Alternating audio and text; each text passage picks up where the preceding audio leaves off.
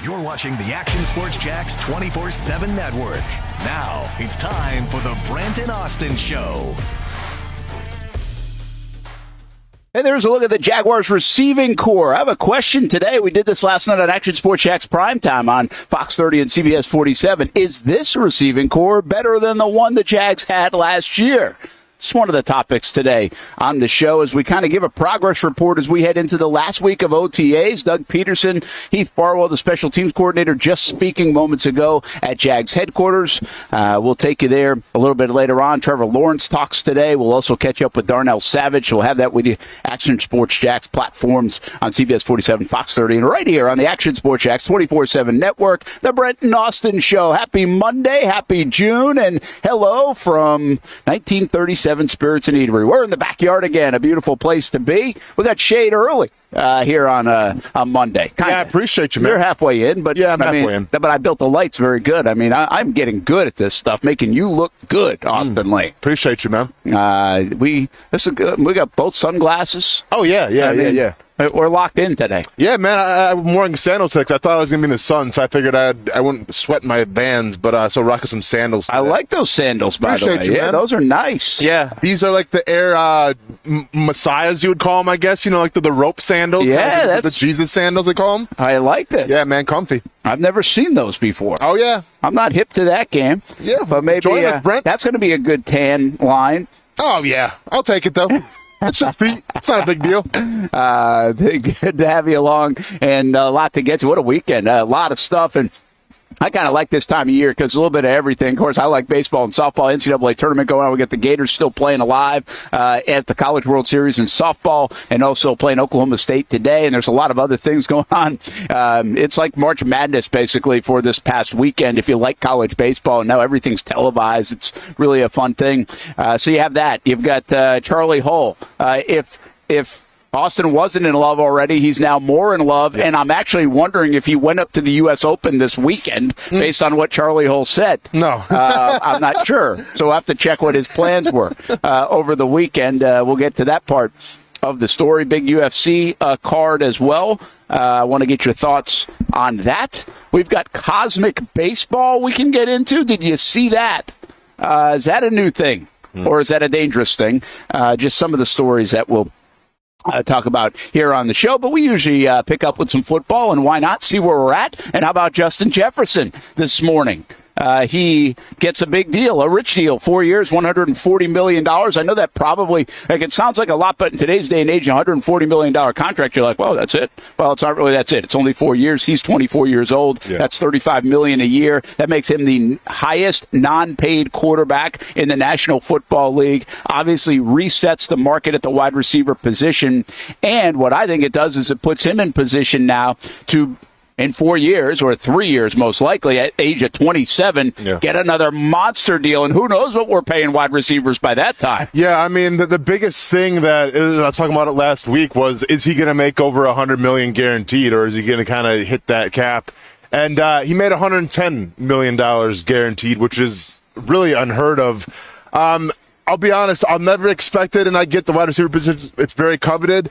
I thought for sure edge rusher would be the position that would make like the most in terms of a non-quarterback type of salary. But here we are, 2024, offense is king. It's a wide receiver / quarterback driven league, and Justin Jefferson's the highest non-quarterback player in NFL history. I think it's deserved. I think Jalen Waddle, getting what he got, becoming a top 5 wide receiver, helped things out a little bit. And now, going forward, one's going to wonder, well, then where does Jamar Chase fit into all this? Where will eventually T. Higgins, probably not going to get paid this year, but where will T. Higgins fit into all this as well? Well, and it's crazy what the Dolphins are doing right now, but Tyreek Hill, when this contract runs out, they're not keeping him, right? I mean, you can't pay 2 guys this kind of money, I don't think, although the Dolphins currently are, but for the long term, for the next 3-4 years down the road, it'd be hard to do that, I would think. It would be hard to do that, but, I mean, I have a hard time justifying keeping Jalen Waddle and then not keeping Tyreek Hill. I mean, depending what Tyreek Hill is going to command. I mean, Tyreek Hill is arguably the best wide receiver right now in the NFL. So it's hard to me to fathom to let that guy go. Now, you don't have to pay him this year. He wants a new contract, but you have to pay Tyreek Hill this year.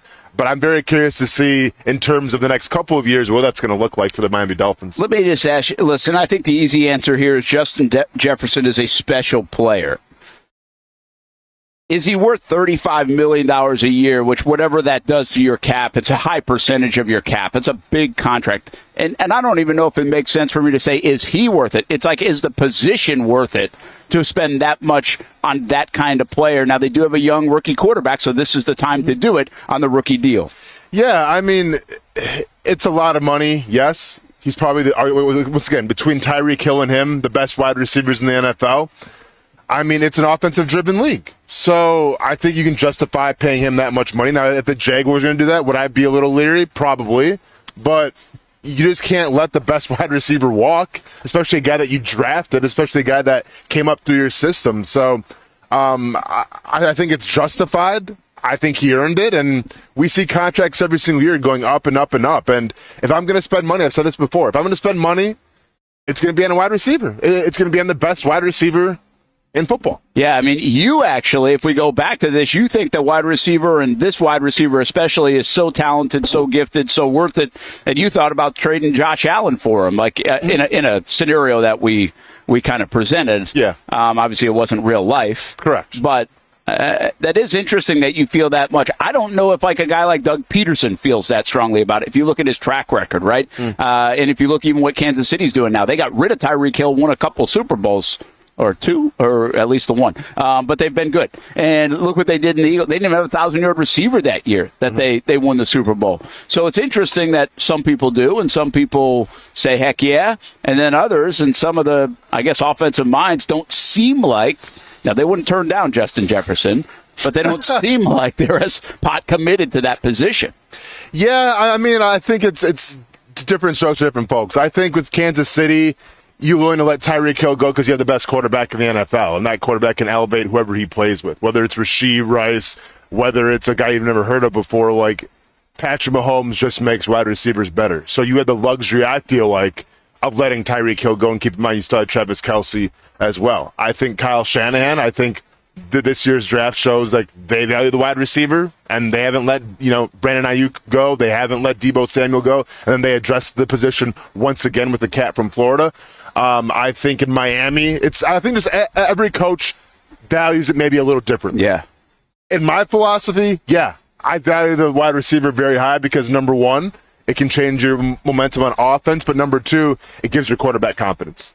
Yeah, we'll see how much it helps Minnesota. And by the way, when you're losing Danielle Hunter, when you're getting rid of Kirk Cousins, they've had Dalvin Cook up there. They've had some others. I mean, where's their star value? So I think this is actually more than just, hey, Justin Jefferson's pretty awesome. Like, Minnesota needs a core player to build around. I mean, they just drafted J.J. McCarthy. That's one thing. But you also have to have a guy that people are coming to watch, don't you? And you can't lose that guy when you have him. He's 24 years old. Yeah, without a doubt. I mean, once again, and keep in mind, you had Stephon Diggs, you trade him away, you get Justin Jefferson for him. And I think anybody right now in the NFL would take Justin Jefferson over Stephon Diggs. So, yeah, maybe you could have traded Jefferson, got some great, draft capital, but the guy's a star. The guy's a household name.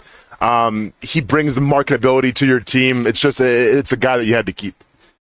Somebody said, I don't know who it is on the chat, and you missed the first 5 minutes. We're at 1937 Spirits and Eatery in San Marcos, so come on by, say hello. Doors open in just a little bit for lunch, and it's a fantastic menu. So if you're looking for something to do, have a little time, come on by. We're here until 1 o'clock here at 1937 Spirits and Eatery. Let's just hit a couple of the big topics, and then we'll get back to them more throughout the show, including Jags at OTAs and a lot of kickoff talk today.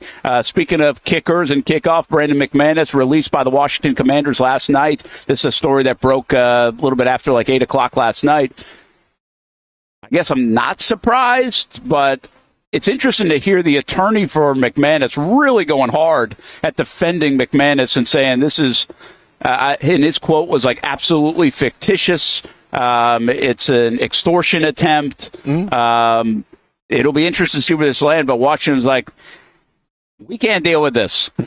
whether we believe you or not, we can't deal with this. Or did they basically say, yeah, we're not being around that because you're probably in trouble? Like, how do you read what just took place with the Commanders? I mean, I don't know, because once again, it's a kicker, so it's different. If this was like a skill position, then things may have shook out differently. Yeah, so yeah. It's hard to judge exactly where the Commanders are because, once again, it's a kicker and you can get other guys in free agency. I do get a little nervous with the whole McManus thing because I wonder then, does Washington know something that we don't? Yeah. Are they privileged information that we don't? And, like, as far as the lawyer is concerned, like, that's the lawyer's job. Like, you have to stick up for your client. So, like, I'm not taking anything the lawyer is saying. It's pretty loud, though. I mean, it was loud, but you have to be loud. I guess. Like, I mean, your client just got let go from an NFL team. So, you know. Sometimes they don't say anything, though. Sure, you know? But I think right now the whole goal is to try to clear Brandon McManus' name and get him on another team. Like, it's not the lawyer. The lawyer's not the agent. So the lawyer doesn't really care, I think, in terms of, you know, can we get him another team or not? But also it looks bad when that team cuts you. So I just think the lawyer is just trying to go out above and beyond to say, hey, my client's innocent, as he should. I am nervous, though. I am nervous because if Washington has some information that we're not aware of and that information comes out, then once again, we're talking about information that can make the Jaguars look bad. Yeah, I mean, the bottom line is teams usually get information before you and I do and many others. I mean, they've done a little bit of their due diligence. This one's confusing to me because they don't even have a kicker at OTAs today, Washington Commanders, all right? So they just cut McManus last night. Why did they decide to do it last night? What went into that, to your point? What did they find out over the weekend? Or what kind of conversations did they have over the last few days and really the last week and said, you know what? Listen, we have new ownership. We're trying to build a new culture. We've got new regime. We can't have this stuff. This is a tie to the old regime. And there are not a lot of organizations that need to worry about that from an image standpoint. The Washington Commanders, quite frankly, are. I mean, they were a mess. I mean, they had all sorts of things going on inside their building under Daniel Snyder for a long time. So I'm not saying every organization can take this on and feel good about it. There's a fine line about that stuff. I mean, this could look bad for the Jags organization. And quite frankly, the Jags have had stuff over the years. And really most recently from Urban to Lambeau to heck, you can go to the NFLPA stuff, even in the late 2010s decade with Coughlin and Marone. So, I mean, it's not like this is squeaky clean either. Look at all the stuff Kansas City's dealing with right now. But I just can't help. I don't know. I really don't know. I don't know if this is, hey, they found some stuff. They don't want McManus, we forgot to do our due diligence, or we didn't know this was even coming down the road, and we're getting rid of them? Or is this more of an internal thing, like this is not how we're going to do business? We just can't be associated with it. Yeah, I mean, so here's my thing with this situation, though, in Washington, not having a kicker right now. You knew about the McManus story how long ago? It's been out for about a week or so. Right? Let's just say 10 days, but I think it's been a little over a week. So it's been out for a little over a week. If I'm the owner, if I'm the GM of the Washington Commanders, and I know this information's out there, then why let him go right before OTAs when you know the kicker? Like, why weren't you, like, trying to get, like, bring another guy in then? Just in case, right? Like, the fact that they decided, hey, Brandon, we're all set here, we're going to let you go, and there's no backup plan in place right now, and you're going to OTAs. I get it's OTAs, but still, it's OTAs, it's practice. Yeah. With no kicker? Well, you have the jugs machine kicking field goals? Like, you're like, your field goal looks that way? Yeah. Like, that's echo. That's very loud right now in terms of what's happening in Washington. So that's why I am a little nervous from the fact of, well, there's no backup plan. They have no kicker. They've had time to get ready for this, and they just decided, hey, he's gone with no backup kicker. Okay? Yeah. I think there's reason to be a little bit concerned about what are they going to find out, what is happening, how bad does this look? And again, the Jags are tied into this in a major way, quite frankly, because it was their plane ride to London, and we'll bring up a lot of other questions depending on what goes on with McManus. And I continue to remind people this is a lawsuit. This is an allegation. Like, we got to be very careful in our day and age to, convict people in the public. We assume everything has happened, which is the way we do it.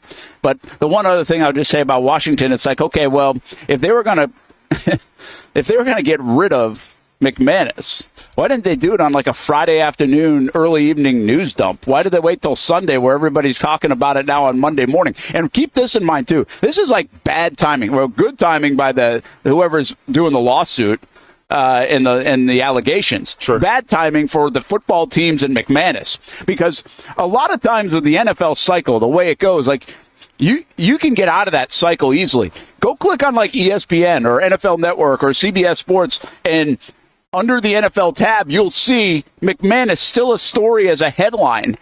By now, that's been flushed. I mean, there's nothing else going on, or not enough to actually get that headline out of the news. Same thing with the Kansas City and the dog case with Bugs, is it? Bugs? Yeah. And so, I mean, those are two stories that 4 days later, 5 days later are gone from the headline list. Sure. They're not. They're still very much there, and then you continue to get some new details and people poking around because it's a quiet time in the NFL outside of some practices. Not a lot of headline stuff. Maybe Justin Jefferson helps McManus in this case by getting paid, but it's just a bad time to get in trouble. We always say that about like late June trouble makers, if you will, or newsworthy events in the NFL. They don't want any of that. I remember it was a Dalvin Cook one a couple of years ago, I think, when he was at Florida State. That happened like right in the dead of summer, right in the middle of summer. That was an NFL thing, but you just didn't. That's a bad time because it stays in the spotlight for a long time. Whether, again, these things are true or not, it gets people talking about them for a long, long time instead of just moving on. No, for sure. And once again, not going to call anybody guilty until it's proven that way, but I saw the headline on Sunday, and it made me a little nervous. Yeah. I wonder how nervous the Jags organization is right now about it. I don't know. Again, they probably have more or no more. Doug didn't say anything today about it. I don't think Heath Farwell did, too. And let's get to those guys. Speaking of kickers, again, this new kickoff rule, we're going to talk about it Friday. We never got to it. Well, it's going to be interesting, isn't it, how people are going to combat this? Heath Farwell just brought up that he brought Joe DeCamillis in a couple of weeks ago, former Jag special teams guy, a couple of different stints, actually, really renowned, one of the best in the league over the years. And I think he's at South Carolina now. He's been in town recruiting quite a bit, so he's in the college game. But everybody's trying to figure out what this is going to look like. And Doug basically said, until we kind of see it in action and can study it in the preseason, I don't think we'll have a great idea. Now, we can study it a bit in practice, but until we really see what other teams are doing, and then that point counterpoint goes into play, right? Oh, let's see what that team did, and then how do we defend that? And then maybe we'll steal that. It's going to be fascinating August when it comes to this kickoff. Yeah, I mean, eventually what's going to happen is one team's going to figure it out the most, and then 31 teams are going to copy that team eventually.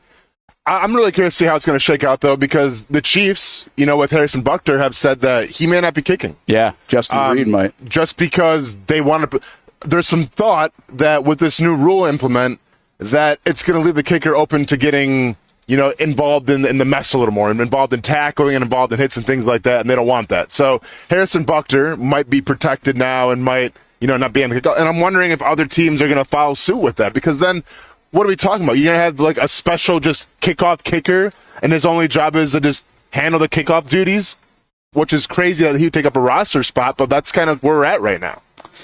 Yeah, I'm wondering who's going to be the trendsetter here.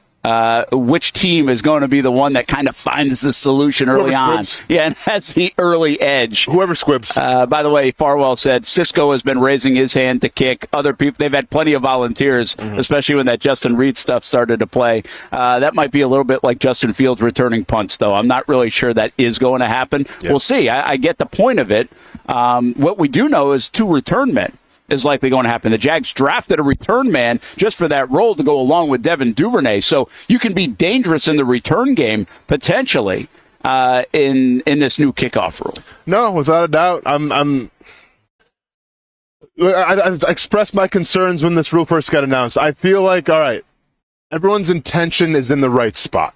All right, and you're trying to protect players a little more. There could be more action, more scores, not so much touchback. I get all of that. But my only fear is that eventually a team's going to find the ultimate formula of like, okay, here's what we do, here's how we take advantage of it, and I'm not sure. Is it a squib kick? Is it something else? Maybe it's something I haven't even talked about, even thought about yet. But my only worry is that it's just going to be worse from what they prevail, and then all of a sudden it's going to be like, okay, we have to change the rule again because now it doesn't look, pleasing to the eye whatsoever.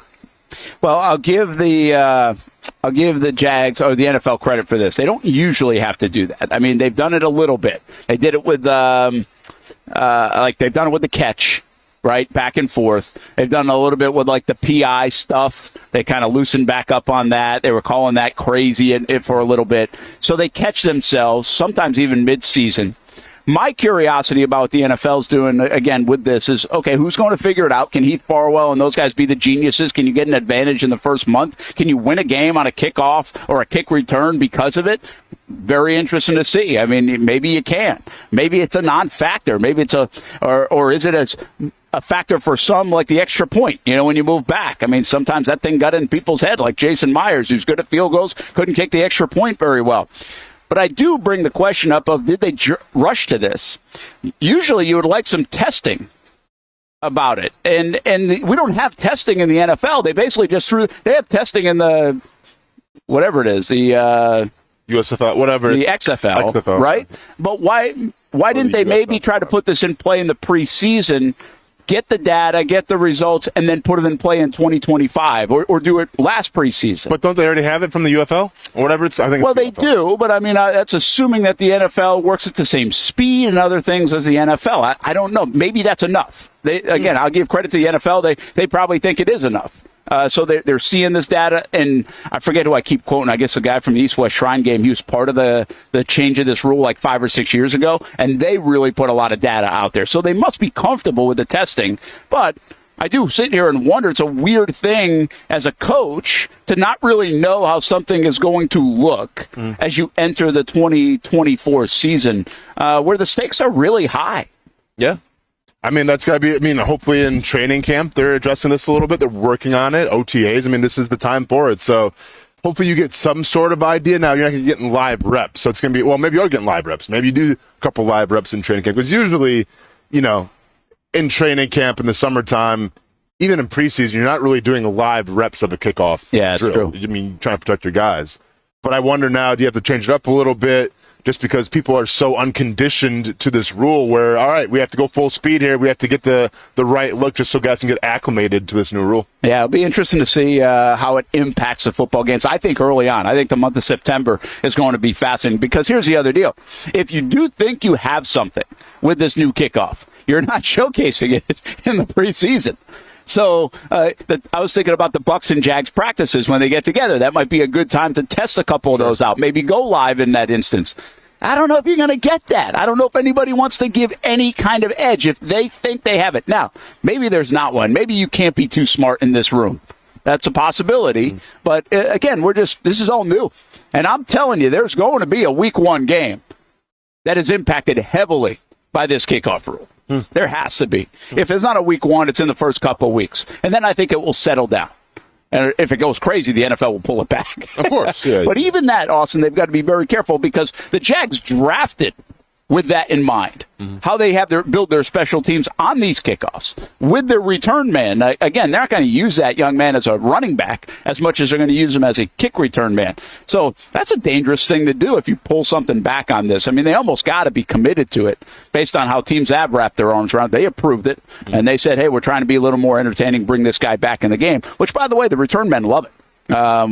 I don't know if special teams coordinators love it as much, but they helped kind of set the rules for it. So they must. 1937 Spirits and Eatery. That's where we are here on a Monday. We kick off a busy week on the road. By the way, we'll be at Furniture Source tomorrow, back in the studio Wednesday. Thursday, we'll be at String Sports Brewery in Springfield. And then on Friday, Best Bet St. Augustine. So just getting warmed up and started. The big news today, Justin Jefferson resets the wide receiver market. What does that mean for a guy like CeeDee Lamb now? And how much money are these receivers playing for?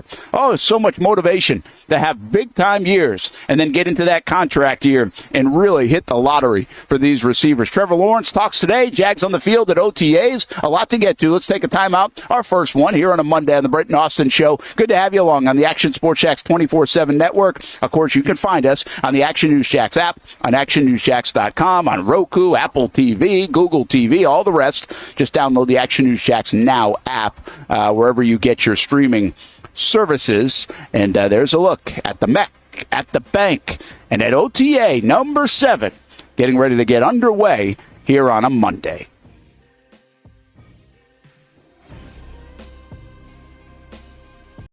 Everyone loves a good game night. Here you don't have to be the host. You don't have to clean up. They bring the food and drinks to you, and you can watch whatever you want on the big screens. It's more than a card room. It's a night full of fun with friends. Best Bet Jacksonville, Orange Park, and now the newest location here in St. Augustine, right off 95 at exit 311. A brand new clean room, a full bar and menu, my favorite sushi in town. And I love the fries too. You don't have to just play poker at Best Bet. That's why I come over here to the table games and play one-card poker. That's a pretty good card and a win. One-card poker is like war as a kid, you against the dealer. And this isn't the only fun table game to play. A friendly staff, a lot of fun. It's a good night out at Best Bet Jacksonville, Orange Park, and the newest location in St. Augustine. You can be a serious player or a novice. It doesn't matter. If winning equals fun, you're a winner every time at Best Bet. I'll save you a seat, and I'll see you down here at Best Bet St. Augustine. Oh, man, it is that time. I love being outside, but it is just so hot. Oh, my gosh, I cannot be outside. Well, you know, it doesn't have to be. As a matter of fact, I've got the perfect solution for you to be able to stay outdoors and not look like this guy. GW Outdoor Solutions has the solution that will help you create areas of shade with their automated retractable awning. As the summer months inch closer, the high temperatures will be right there too. With GW Outdoor Solutions, go from scorching to cooling in no time with one simple push of a button. These innovative shade solutions not only provide protection from the sun and rain, but also add style and functionality to your home. Let GW Outdoor Solutions transform your backyard into paradise. Check out gwoutdoorliving.com for your free estimate.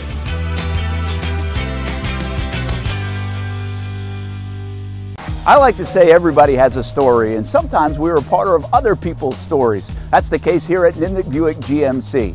My family and the Nimnicht family. We've purchased 6 different vehicles from Nimnicht Buick GMC. Maybe you're in the market for a truck. Well, let me tell you about the GMC Sierra. I absolutely love mine. I've had a couple of these. This one's a 2020, but right now on 2024 GMC Sierras here at Nimnicht Buick GMC, there's special financing. A year ago, we purchased a GMC Terrain for the kids. Financing rates as low as 0.9% for eligible buyers on Terrains and no payments for 90 days. Looking for used instead of new? Buy a used car with the Car Bravo program. Nimnicht Buick GMC certifies all makes and models. Let the #1 Buick GMC dealer in Jacksonville take care of you and your family. Come on out and see the showroom, meet the fantastic people, or shop online at nimnichtbuickgmc.com. Nimnicht, your friends in the car business since 1941. GMC, we are professional grade. It's hard to put a price on comfort, especially when you use that comfort on a daily basis. But if we're gonna put a price on it, how does the lowest price guaranteed sound? Furniture Source is gonna have the biggest brands, whether it's Ashley, Casper, or Tempur-Pedic, and once again, it's gonna be the guaranteed lowest price in Jacksonville. Right now, my friends at Furniture Source are gonna give you the ultimate hookup because all month long, they're making their inventory wholesale price. Check out their markdowns up to 50% off. And remember, since it's Furniture Source, you're getting the guaranteed lowest prices in Florida or your money back. Don't have the cash on you right now? It's no worry. Shop endless options to suit your style and budget and enjoy 36 months off with no interest financing. Why use your money when you can use theirs? Whether it's beds, couches, tables, or chairs, Furniture Source is going to have exactly what you're looking for. Shop the lowest prices in Jacksonville guaranteed. Find the location nearest you at FurnitureSourceJacks.com. It's a new logo, new branding. With Bold City Heating and Air, it's an old school approach. One of the few locally owned and operated air conditioning businesses left in Jacksonville. It's hot, Florida in the summer. You can't do much to avoid it, but you can keep cool with Bold City Heating and Air. It's every customer counts kind of service, from when these trucks have pulled up to my home over the last couple of years and when they pull into your driveway as well. From communication to pricing to the actual service, everyone at Bold City Heating and Air cares about you. You know who's coming to your house. You know they will be well trained and they will respect your home. Air conditioning convenience at boldcityac.com. Stay cool while it gets hot. Bold City Heating and Air can help. Don't get caught sweating all summer. boldcityac.com, and they have financing to help. New systems starting at $110 a month and $50 off any repairs. Stay safe, stay comfortable with Bold City Heating and Air at boldcityac.com. Homegrown in your hometown. Welcome back to the Brent and Austen Show, streaming on the Action Sports Jax 24/7 network. Well, there's a live look at Jags practice OTAs, or I think it's a live look. Maybe it's a delayed look at Jags practice OTA number 7 as special teams work begins. We're just talking about special teams and drills and everything else to get going on this Monday, final week of OTAs. Few more than mandatory minicamp. Take a look at Trevor Lawrence, Mac Jones, C.J. Beathard. Are they going to keep Beathard on this roster the entire way, or do you think at some point they let him go? What's your gut tell you there? I think they keep him on the roster for a while because there's really, I mean, why not? You have 90 guys, correct? So having that one roster spot for an extra quarterback, maybe to kind of push Mac Jones a little more, make him feel a little pressure, I don't think is a bad thing. So I wouldn't be surprised if he's on the roster for a majority of the preseason. Well, Evan Ingram could play a little quarterback. There was a lot of talk about Ingram today and his leadership. A lot of talk about that guy today from Doug Peterson, saying Parker Washington looks really good. He could be an exciting player, man. Parker Washington delivered last year at times, but he also had some tough times. It'll be interesting, one, if he can get on the field, and two, if he can take another step, because people are excited when he got drafted. I know he's a 6th-round pick, but they were really excited about him coming out of Penn State. Thought it was a steal. Yeah, for sure. Obviously, you have Brian Thomas Jr., you have Gabe Davis, you have Christian Kirk right now, and you're starting 3. But if something were to happen, if you need someone to get a little quick spell, I think that's the next guy that's going to come in, and hopefully he can take a step forward from what he showed last year. You're looking at Andre Cisco and Tyson Campbell there. Cisco, by the way, was the first one to volunteer to be that kickoff guy, according to Heath Farwell. Cisco's a fun guy. I really like him. I think he's having a nice career. I think it'll be interesting to see if he can become like a star in the league. We haven't seen that yet, but I think he's shown some moments of it as Heath Farwell, kind of the man of the hours. We talk a lot of Jags special teams. He did say this about Antonio Johnson today. He said, unfortunately, I'm not going to see much of Antonio Johnson. I got a feeling he's going to be playing too much defense probably to be playing special teams. That's maybe a little bit of a showcase on the upside, the inner talkings of that building on how they feel about the second-year player out of Texas A&M. No, I mean, he could be definitely competing for some starting time. I mean, it's definitely a very deep and I think, for the most part, experienced secondary. I would say Antonio Johnson's more of the younger side, but that's going to be like the true battle. I think we talk about training camp of what kind of battles do you actually have. Like, I think offensive line's pretty much shored up. Does Walker Little kind of fit in somewhere? We'll see. Obviously, wide receivers are kind of shored up. On the defensive line, I think everything's kind of shored up. But the secondary is really the position where we don't really know right now. And every time you're going to have at least one position in training camp that's going to have that, and this year it's a secondary. Why are people so high? I mean, Antonio Johnson's been a guy that they thought slipped, right? So I get this sometimes. People will be like, hey, yeah, he's a 5th-round pick, but he really wasn't a 5th-round pick. He just slipped. It's like, okay, well, he slipped. I mean, I don't know what that means. We say guys are overdrafted. We say he slipped. I mean, the bottom line is you pass up on him by 30 teams. If you thought he was a 3rd-round pick, teams passed up on him like twice. So he's a 5th-round pick out of Texas A&M, and I know people loved it at the time, much like Parker Washington. They thought those were steals, and we don't know that yet. We really don't know what those guys were going to do in a Jags uniform at their career. They've shown a couple of flashes, and then we'll see. But there is some excitement about Antonio Johnson. He seems a very mature player. He kind of fits their profile of what they're getting as a player. He could be a big hitter in the college days, even though he's a very athletic guy. He doesn't strike. Like, some guys come in, man, they're like Tank Bigsby looks like a dude. Right? I mean, Antonio Johnson's not like physically imposing, but he's not afraid to hit. He's a willing guy. He can play nickel. He can run. He can play that safety spot. Looks like they're going to put him in the safety spot. I just try to figure out sometimes why the fans get so excited, but then when the coaches back it up a little bit, and we did see some of the flashes, it kind of says, hey, we might be onto something here in Jacksonville. Yeah, I think if you're a secondary player, you can set yourself apart 2 ways. Number one, obviously, if you're like a lockdown corner, or a safety who gets a lot of interceptions or a lot of big plays, obviously people know you that way.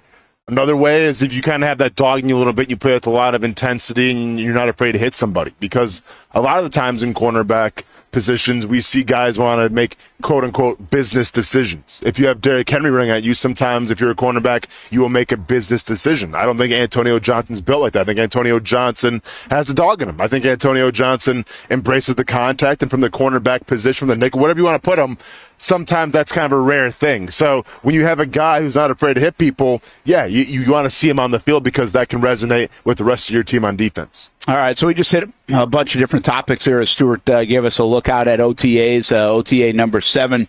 We'll probably get back out there. They might some of the periods are closed, so we might not have some of the video, but bounce in and out of there as Stewart's there. Trevor Lawrence talks today. I am, just to piggyback, I know we're bouncing around because we're getting a bunch of different shots, but to go back to the 3 quarterback thing, I think the Jags have built a pretty nice room. Like, Beathard came in and won a game. Beathard came in a couple of times last year, and I thought he did really well. He put them in a position to beat Cincinnati. Like, there's a lot to like about Beathard, and obviously Trevor likes Beathard, and they have a really good relationship. I think it's Beathard that calls Trevor his best friend on the team, and I mean, they're like 5-6 years age difference there, but you can tell that relationship matters. That comfort matters. There's a reason why Matt Schaub was like a backup quarterback, and we thought he was out of the league for 5 years, and he was still on a roster. You know, like, that relationship stuff matters, especially to a young quarterback. The Mac Jones situation coming in, I think, gives you a better option than Beathard, so I like what the Jags did there. I think Mac is the perfect attitude right now. I mean, you can tell he's so happy to be here and out of New England. And so right now that room is in a really good place, I think. When everybody wondered, what's this mean about Mac Jones coming in?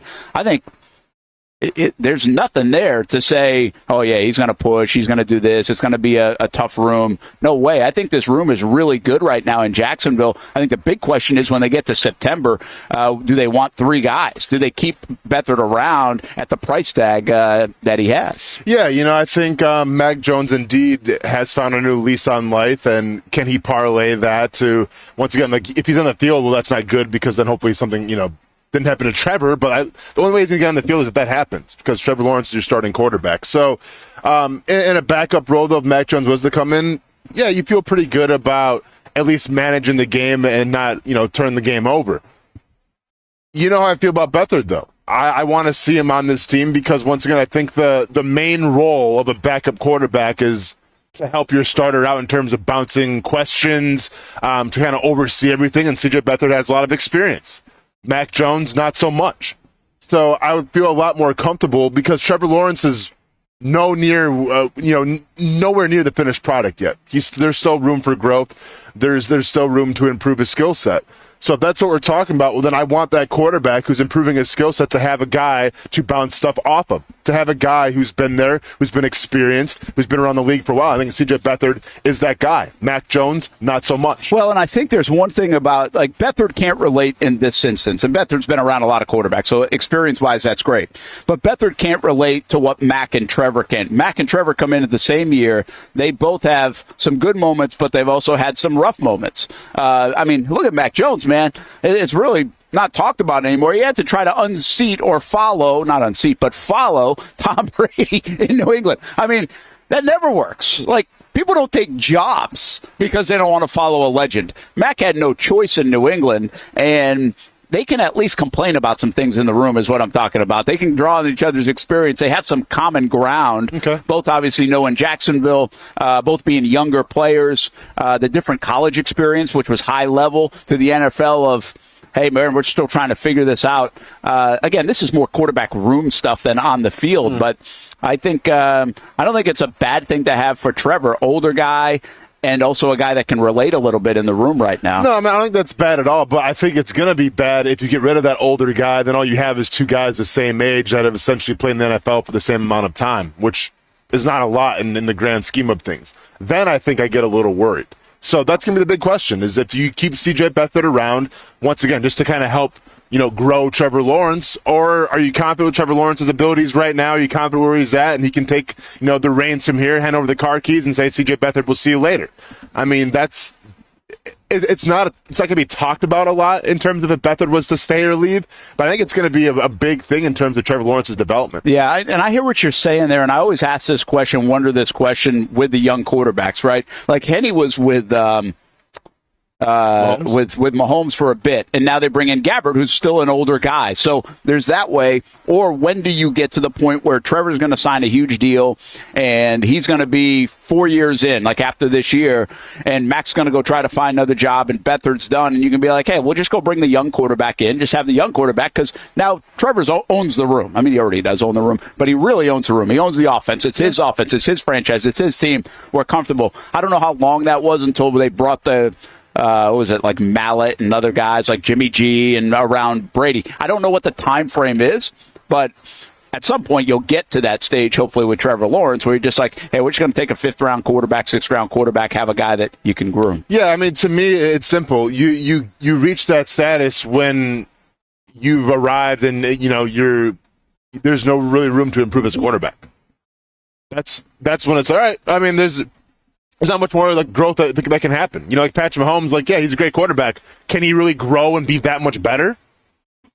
I mean, I don't think so. Like, yeah. What would that look like? So I just think you get to a point as a quarterback where you get comfortable and confident, and it's like, okay, this is who we have. I think with Trevor Lawrence, like, we've seen potential, but yeah, well, he's not fully established yet as the quarterback that we expect him to be. There's still room for growth. So if that's still the conversation, which has to be in that building, of course, yeah, then I think you keep CJ Beathard around. When it's time to say, all right, Trevor's there now. He's finally arrived. This is who we thought he was. There's really no room for growth. Just turn him loose. Let him have fun. Then CJ Beathard, we don't need you anymore. Yeah, I'm bouncing around here, but let's go back to a guy that we showed earlier. That was Andre Cisco. And where are you on Cisco? I think he's been a steady player for them. Yeah. What I like about Cisco is that he gets the football. I think he had 4 last year. Maybe it was just 3. Started off hot, I think it was. Then missed a couple of games. But his MO coming out of Syracuse was he was a ball-hawking guy. Mm-hmm. He's been that. He's added weight. I think he understands it well. He made some mistakes as a young player in his rookie year, but I think he's done a nice job. But I wonder, can he get to like the star level? Can be like a top 6, top 5 kind of guy in the NFL at that position? I don't even know where you'd rank him right now. Free safety is an interesting spot. Not easy to find sometimes, at least elite guys. But he's kind of got a little Tyson Campbell in him, where it's like, I can see stardom, but it's like, are they going to get there? Yeah, I mean, top 5, I'm not sure about top 5, but if he just keeps improving, if he keeps doing his thing, and once again, I love the mentality that he brings to the team. Now, like last year, yeah, the defense struggled a little bit towards the end of the year. I think that was on everybody, not just one singular person. But if he can kind of act upon the good things that he's shown lately, and once again, having that mindset, that dog in him, yeah, I think that there's room for him to be a star in this league. Yeah, and I guess a lot of that often, and you know this better than me, comes to how great do they want to be, right? I mean, how focused, locked in. I mean, we saw with Josh Allen last year. Obviously, there was motivation. Well, there's motivation this year for Cisco. There's motivation for Tyson. Mm-hmm. These guys are coming toward the end of their career. I mean, the money is coming up this year for those guys. So you're going to see the best edition of those guys, I would think. Absolutely. Yeah, and once again, with a new defense with Ryan Nielsen, who,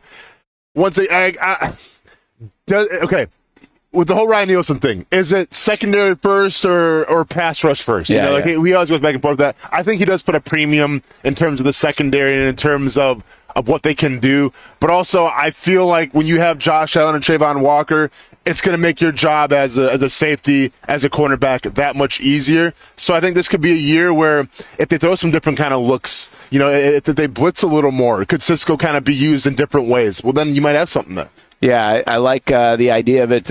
I think Tyson Campbell is such a big piece to that secondary because there's some unknowns. There's depth. We talked about it. We're doing this last night on the show again. We're just kind of bringing up, hey, the Jags, kind of like our storyline last week, is there a little bit of false hope because the Jags have a lot that you can fall in love with or like or see, but what could happen? Well, part of that but is the secondary. I mean, we don't know exactly what they have.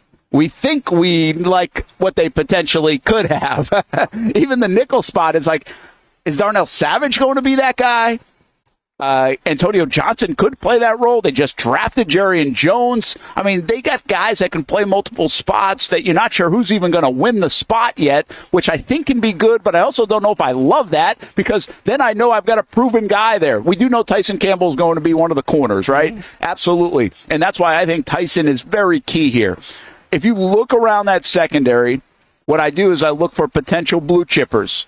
Well, we just talked about Cisco. Maybe he gets there.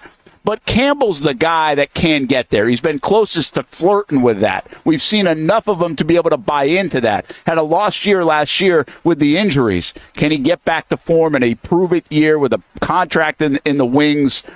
I mean, to me, he's like the whole key, because that will make Darby better. That will make whatever you have of a mix of Antonio Johnson and Darnell Savage and Jerrion Jones better. And now I feel really good about your depth, especially if you got a guy that you can stick on, hopefully Tyreek Hill or Waddle, whatever side of the field they are on in week one. You're playing some big-time receivers, including the guy that got paid today in Justin Jefferson. No, I think that, listen, the draft this past, the most recent draft has showed that I think the Jaguars believe in Tyson Campbell, or else they would have addressed, the cornerback position in the first 2 rounds. Yeah. So I think they believe in him, and I think it's the right call to believe in him. I get last year was rough, playing with some injuries, wasn't 100%. Okay, let's see what he's got this year. But he has shown glimpses of brilliance, and he has shown glimpses of excellence. And I think if he can revert back to that, then yeah, it's going to make everyone's job a lot easier. Now, are you going to just play him on his side? Do you have him, follow the one receiver? I mean, we'll see how Nielsen approaches that whole thing. Maybe there's just a certain side that Tyson Campbell wants to play on, because some teams do this. This is more zone coverage teams where it's like, all right, Richard Sherman, play on the right side. He doesn't. Yeah. But for the most part, though, I think Nielsen's going to put these guys in the best position to succeed. And I think in doing so, Tyson Campbell could have a great year. And then the conversation is going to be, well, do you give him a new contract or not? I want to have the conversation. I want to have the conversation of, man, how are the Jaguars going to pay Tyson Campbell now? That's the conversation I want to have after the season. Yeah, it would be a huge conversation to be able to have if they were able to do that. And, I think they need to have that conversation. He needs to be good. Again, look at the list of receivers the Jags play. Waddle and Hill, Collins and Dell. And by the way, Stephon Diggs in Houston. It's not just him. He can't guard everybody. I don't think he's a traveling corner. They haven't used him that way, at least in the past. We'll see what Nielsen does. But, the list goes on and on of, even just him against Calvin Ridley. That was fun in practice. Now it's going to be a real deal thing against the Tennessee Titans. So everybody's getting good and better. And heck, they played Devontae Adams and the Raiders later in the year, too. So receivers all over the place. And the beauty, what I love, too, about having this competition, it's going to seem like in the secondary, is that you're going to find out really quick who's going to be the starter and who's not going to be the starter. When you have competition at offensive line or even, more importantly, defensive line and, edge rush. Say you had competition there. It's a lot that can happen. Sometimes you get lucky, you get a quarterback second. I got a second preseason, so he's the starter now. Sometimes things can just fall in your lap. In the secondary, it's different, where if you're on an island, if it's one-on-one, you're going to know if you can hang or not. So, once again, injuries are things. Hopefully, everyone can stay healthy. But if everyone's healthy and this competition shakes out, you're going to know, because, you'll see it in preseason. You'll see it in practice. You'll see it when the Bucs come to town and it's one-on-one. Who's going to Mike Evans? How do you do against him? How do you do against Chris Godwin? You're going to find out who the best cover guys are pretty quickly. Yeah, we will find out for sure when it comes to that. And it's going to be a fascinating watch, man. That defense coming together for the Jacksonville Jaguars is going to be pretty wild to see what unfolds, how they utilize it. Much like we were talking about earlier, even the kickoff. There's some fascinating questions around the team. Yet I think we go back to the offense and we feel like we kind of know what to expect. I don't think we know what to expect on the defensive side of the ball for the Jags. I think we know what to expect on the offensive side of the ball for the Jags this year. We think we're going to get a little bit more of the dual back stuff. You threw out there, and maybe we get some fullback stuff. We think we're going to go down the field a little bit more here in Jacksonville because of the additions of Gabe Davis and Brian Thomas Jr. And then you know what you're getting out of Evan Ingram and Christian Kirk. And by the way, Ingram once again lauded by Doug Peterson today about what he's done, kind of stepping up in a leadership role. When you've performed the way he's performed, it's almost like the evolution of him being here in Jacksonville, right? He's got to kind of take on more ownership. It comes naturally for a quarterback like Trevor Lawrence, but you almost sense that Ingram wants to do that too, along with the guys like Kirk who have now been around this thing for a few years. Yeah, obviously, listen, when you're one of the best receiving targets, the best receiving threats on the team, that's going to come with a little more prestige. And I think Evan Ingram is definitely, was he captain last year? That's a good question. I think he might have been. I don't know. Okay, I can't remember. I don't know. He definitely should be a captain going forward, just because, I'm not sure what kind of vocal leader he is, or even a locker room leader he is, but I do know when he's on the field, he's one of the best guys that they have. So that should come with a C in its own right. But no, I think you had a guy last year who set a precedent in terms of receptions and set a precedent in terms of being Trevor's go-to guy when Christian Kirk and Zay Jones were out. So yeah, I do expect him to take a step forward now and realize like, hey, this is your team too as well, Evan. You know, obviously you guys set the example and everything, but knowing Doug Peterson, knowing how they love the tight end position, I expect Evan Ingram to get more love again this up and coming year. A couple of comments in the chat let's get to in this first hour. And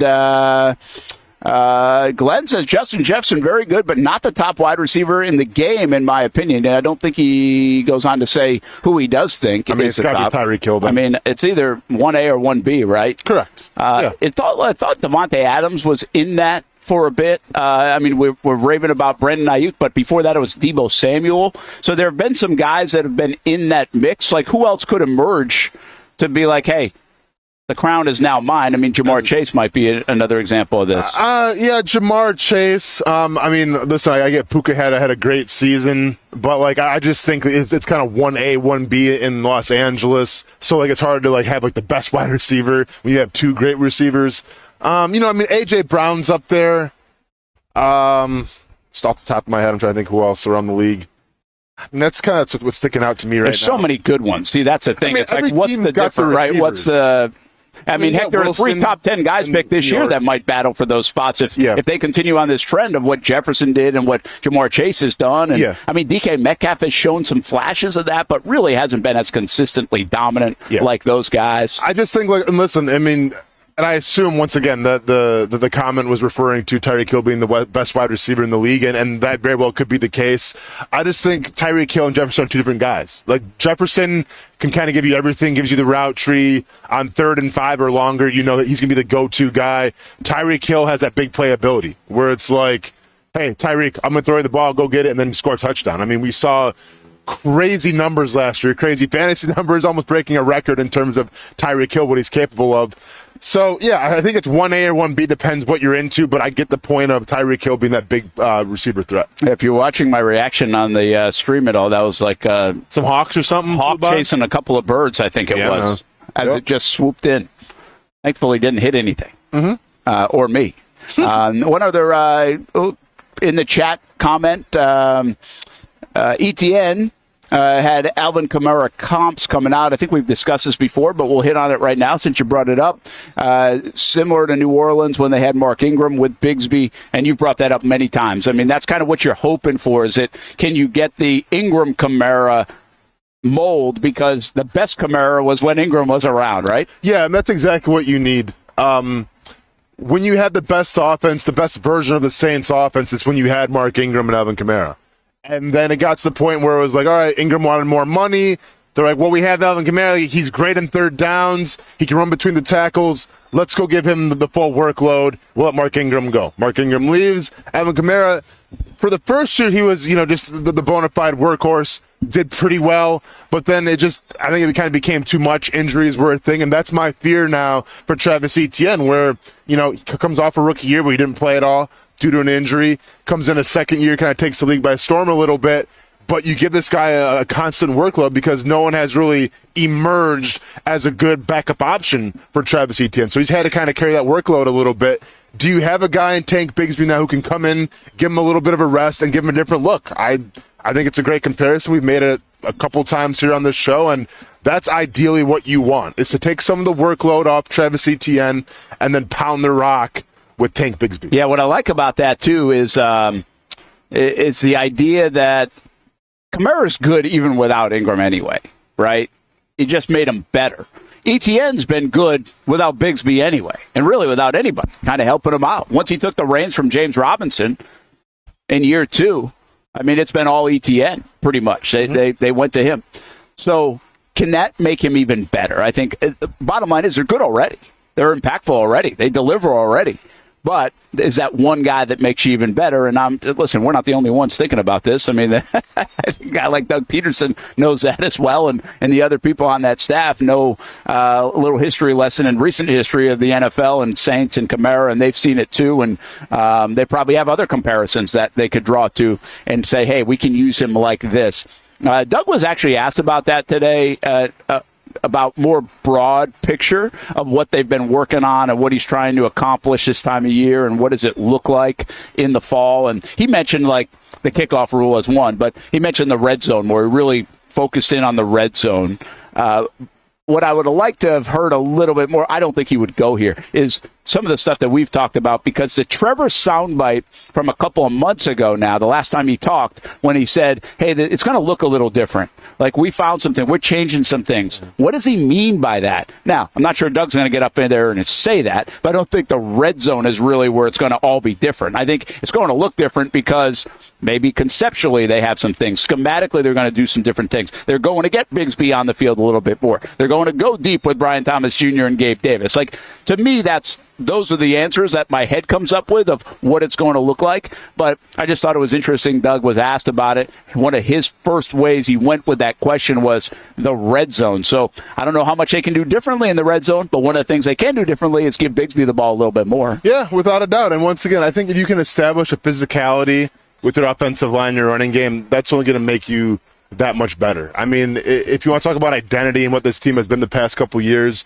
it's definitely been more, and I get it, like, not knocking Travis Etienne at all, because the guy can lower his shoulder, the guy can go between the tackles, but how much can he handle that? How many reps before it's like, okay, the guy's, kind of getting banged up here, let's get somebody else in for him. So I just think if you have a different look, the NFL these days, Brent, it's all about different looks. It's all about misdirection, confusion, and different looks. If you can go from a high, intense speed team with Travis Etienne and then bring in Tanks Bigsby and become more of like a power team and a physical team, it's only going to help you out. Well, what a change that would be if all of a sudden in October we're talking about the Jags being a physical team. But the Buffalo Bills kind of changed their MO a little bit last year. They got to that run. Everybody was like, why aren't you running? Why aren't you running? Too much on Josh.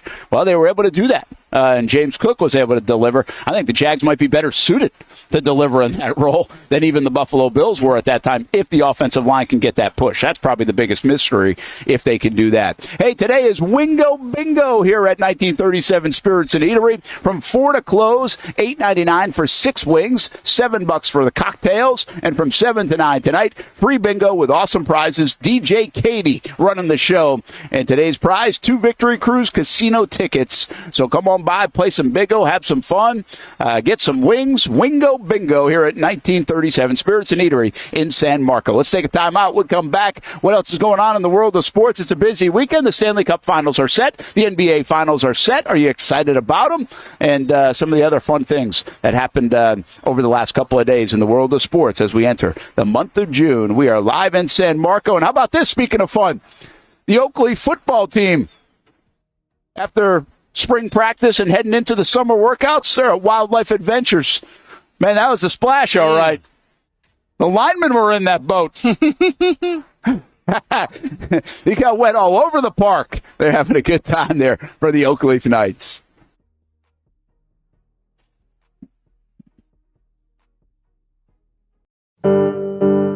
We all have our favorite spots in town to eat, drink, and have a good time. And once in a while, we try a new spot. This new spot will soon become your favorite spot. It's 1937 Spirits and Eatery in San Marco. Where else can you get unicorn fish? It was really good. They have local fresh seafood. Try a terrific burger or a Jack's Hot Chicken sandwich. The ambiance is perfect for any occasion. The idea here is to have fun, have a good time. Whether you're chilling out on the couches, cozying up to the bar, having lunch or dinner, it's a throwback experience. 1937, when going out to dinner was like going to a party. They even have a photo booth. Who doesn't like a good photo booth? We recently brought the entire team out to try it, and everyone said, I'm bringing my significant other here to try it as well. The new spot becomes your favorite spot. Make 1937 Spirits and Eatery in San Marco your new favorite spot.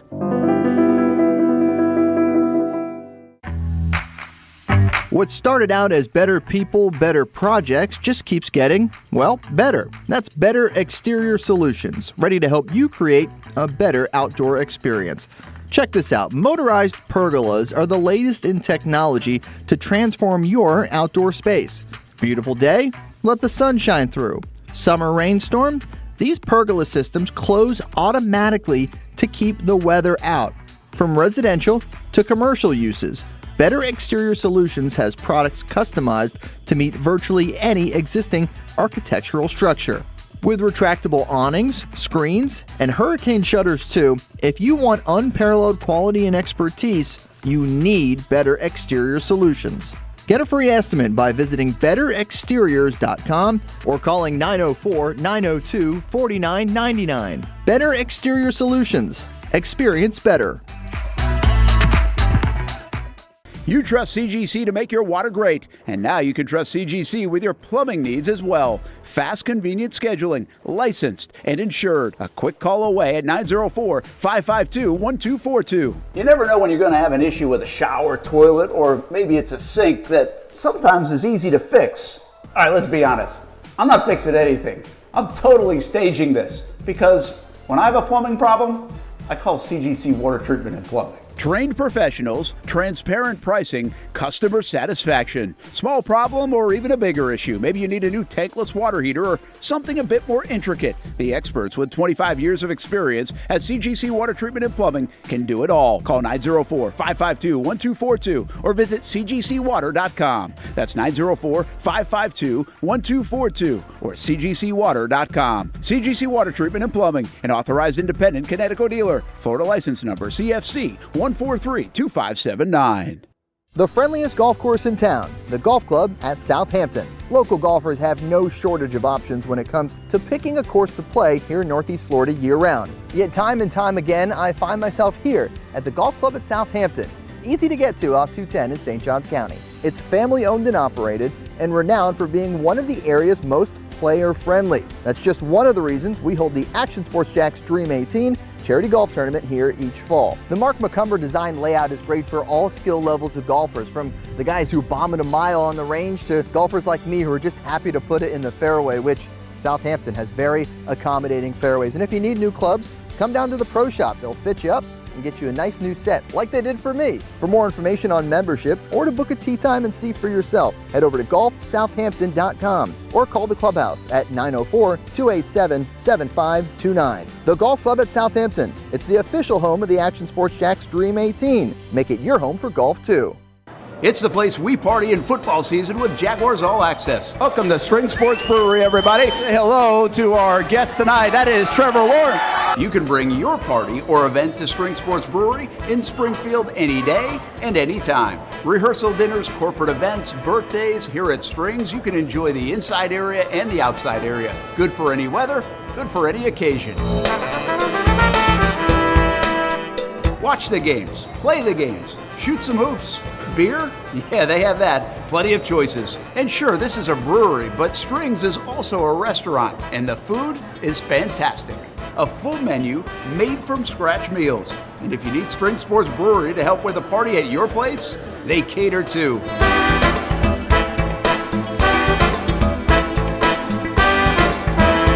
Family, beer, food, sports. Spring Sports Brewery in Springfield. Welcome back to the Brent and Austen Show, streaming on the Action Sports Jacks 24/7 network. Well, here's a look inside 1937 Spirits and Eatery. We hang out in the backyard, but they got this brand new monitor up front now, and they double monitor, if you will. They got the big bar. This is before things even open here on a Monday, and so much going on here at 1937 Spirits and Eatery. And I mentioned Wingo Bingo coming up today from 4 to close. Well, there's more. Tomorrow they're closed on Tuesdays. Interesting. But they do have room for private parties if you do want to get in touch with them, even on Tuesdays, but closed to the public. That's their day. Wednesday, Florida Man, 4 to close, 60 cents each shrimp. Unlimited amount, by the way, 25 cents with the purchase of an entree. $2 tall boy PBRs. So they've got a little something for everyone each and every day. Thursday, ladies' night, $4 house Chardonnay and Merlot. Friday, look for supper pop-up every week. This could be a burger beer pop-up for $10 or a brine and wine for $12.99, a free drink with your show ticket as well. So then brunch on Saturday and Sunday. They've got something going on all the time. And one other note that's kind of cool, and I've told you this before, Mondays, we're not on the third Monday of the month, but they do a car show here on the third Monday of the month right in the parking lot. So that's always fun right here in San Marco. Very easy to get to from a bunch of different locations. And we are here on a Monday, Brent Austen Show. Stop on by this terrific menu. Every time we've gotten something to eat here, we absolutely love it. And just a little bit of a different menu, but not too different for the taste buds. I think you're going to love it. Brent Martineau, Austen Lane on a Monday, and a lot going on in the world of sports. Obviously, we're heavy into the football stuff with OTAs wrapping up. We took you out there, showed you a little bit of practice. Trevor Lawrence speaks in an hour. Doug Peterson, Heath Farwell talking earlier today. And what about the rest of the world of sports? The Edmonton Oilers. Get ready for some long travel between the Florida Panthers and Edmonton Oilers. Yeah, I mean, if you've been watching any of the Stanley Cups, it's final, right, in the NBA. Is it final or finals? Because it's different. I don't know why they make it like this. One's the Stanley Cup final, or Stanley Cup Finals. It's the NBA final. Which one is it, Brent? Help me out here. Say that again? Okay. So when you talk about the Stanley Cup, final, is it the final or the finals? Because there's the NBA Finals, and it's Stanley Cup final, right? Because one's plural and one's not. Well, then it would be Stanley Cup that's not plural. I think you're right. Okay, final. Yeah, it is just final. Plural. Okay, it's Stanley Cup that is kind of goofy. I've never thought of it that way. Yeah. But you're right, because it is NBA Finals and Correct. Stanley Cup Final. Okay, so, yes, in the Stanley Cup final, we're talking about, the most explosive, exciting team right now, the Edmonton Oilers. I mean, you have Connor McDavid, who I've been trying to get to be a household name, but nobody wants to follow me, I guess. But he's going to be the MVP again. All right. I mean, he's got 31 points in 18 games. That's pretty good. Then you arguably probably have the second best player in the league right now in Draisaitl. He's got 28 points in 18 games, I believe. And then third in the whole playoffs is Bouchard for the Oilers. So they're the top 3 point getters in the Stanley Cup playoff going to the final are on the Edmonton Oilers. Oh, and then, by the way, the leading goal scorer in the NHL playoffs right now is Hyman with 14 goals. So they're an offensive juggernaut. But on the other side, you have probably the most complete team in the NHL in the Florida Panthers. And I've said this many times in the show. Besides the Red Wings, they're probably my favorite team to watch because they play with an attitude, they play gritty. And what I love about hockey more than anything, it's not always the most talented teams that win. It's more of, number one, a style match, but number two, usually the team that's going to be more grittier. And that's the Florida Panthers to a T. So it's going to be offense versus grittiness in the best of 7. I'm looking forward to it. This would be huge for Edmonton, huh? Well, I think it'd be huge for both teams because the Florida Panthers never won a Stanley Cup. Obviously, last year they come up shortchanged against the Las Vegas Knights. I think the Panthers might have been in another one back in the 90s against the Avalanche, if I remember correctly. But the Panthers, I don't think have ever won a Stanley Cup. And obviously, Edmonton has the storied tradition, Gretzky back in the day, hoisting some cups there. They definitely have more of the resume in terms of the history. But I think it'd be a big win for each team. It's Canada finally getting a Stanley Cup hoisted, and it's, the Florida Panthers team has never won one before. Yeah, Canada has not won a Stanley Cup since 1993. When the Montreal Canadiens did it, okay, which is just unbelievable. I mean, an incredible spell. Now, there's a lot of rivalry in Canada when it comes to hockey. Is the whole country rooting? Does this become a little bit like an Olympic Games, where the country of Canada is rooting for Edmonton? I don't know. I mean, probably, because I feel like this is an SEC thing. If Alabama or Georgia makes it, then you have Tennessee fans coming out of the woodwork, Vanderbilt fans coming out of the woodwork saying, let's go SEC, let's go Bama, let's go Georgia. So, yeah, I think, Canada wants to see a Canadian team win, but, I mean, I don't speak for Canadian fans, man. I don't know a lot about their outlooks of different teams, but you would assume they're all cheering for the Edmonton Oilers. Yeah, and by the way, I do think the SEC is different in that. That's why I asked the question, nobody That doesn't happen. The reason we actually poke fun at the SEC part sometimes because it doesn't happen in sports like that. If the Yankees are in the World Series, Red Sox fans aren't rooting for them.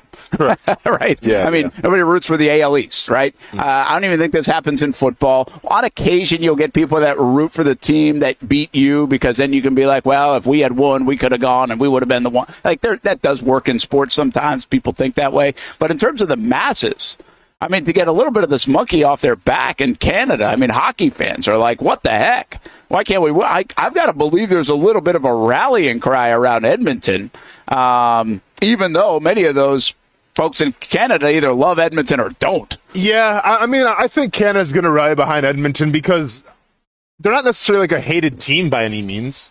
You know, like I think there's respect for Connor McDavid. I think there's respect for Draisaitl, and this is a team in Edmonton too that started out the year super slow. That weren't even close to being at the top of the league when the season first started. There's a lot of pressure on McDavid saying, okay, if you're such a good player, why is your team so below expectations right now? They obviously turned things around, they figure it out, and now they're in the Stanley Cup Final. McDavid's going to eventually win one regardless. Like he's too good of a player. He's too dynamic of a player not to win a Stanley Cup. It's just a matter of will it be this year or not. How much do you think the travel actually will play a role for both teams? I mean, is this home field advantage, home court, home ice advantage getting it done? I mean, 2,500 miles traveling, and these guys are dog tired right now anyway. By this time of year, do you think it factors in, or is it just guts at this point? Doesn't matter. Yeah, I mean, I think it's going to factor in a little bit. Like, I think both arenas are going to be super electric. I might actually go to one of the Panthers home games. I think if it lines up with my schedule, I might be going to one of those games. Yeah, I mean, it's going to make a difference. It's a Stanley Cup final, Brent, so obviously home ice advantage makes a difference. But when you're traveling that much, yeah, I think there's going to be even more of a premium in terms of getting that home ice. And obviously, I think the Florida Panthers, I think they're the best record in the NHL. They have the home ice advantage throughout this right now because the Rangers did, but they're out of it now. Yeah, I think the Panthers are the Panthers the Miami Marlins? In terms of because the Marlins not known, hadn't really been that good for the length of time. Like if you take the Marlins in what is it now, like a 30-year span or almost 30-year span, but they've won a couple. They pop up, win a World Series, they go back down. They pop up, win a World Series. They got this great collection of talent, and then they disappear, get rid of it, trade it, whatever. From the Stantons, Yelich's, Azunas of the world. I just feel like now listen, this is a nice run right now for the Panthers. I mean, they're the Lightning and the Panthers are on a heck of a run in the state of Florida over the last, I don't know, handful, 7-8 years at least. But it just feels like from the way they're not that relevant most of the time to boom, we're going to come up and bite you and win. Yeah. It has a little bit of a Marlins feel to it. It does. I think the problem with the Marlins, though, was the fact of name me some Marlins players. Well, I mean, I think back in that day, you had the Juan Pierres of the world, and I mean, what's his name that ended up Beckett? When he won that Marlins World Series. So the Marlins are the old though. Well, those are the ones that popped up and won. Yeah, nowadays you can't name a Marlins player. They trade them all, right? Yeah. So I think what's a little bit different in the Panthers is that they're in a cluster right now where they're sustaining some success. Marlins never did that. The Marlins would build it up, win big, strip it down. Win it, build it up, win big. I mean, it's just so rare. Everybody tries to win championships, and the Marlins, who are it feels like they've had 4 winning seasons in their history, and 2 of them have resulted in World Series. Yeah, I mean, I think does the NHL want the Florida Panthers in the Stanley Cup final? Probably not. They probably would have rather seen the Rangers. Kind of a bigger market team, and obviously when you have to share the state with the Tampa Bay Lightning as well, I get it. Florida's probably not the most well-known hockey state per se, but I think Florida does have some stars. I mean, Matthew Tkachuk is one of the bigger names in the league, and once again, I think,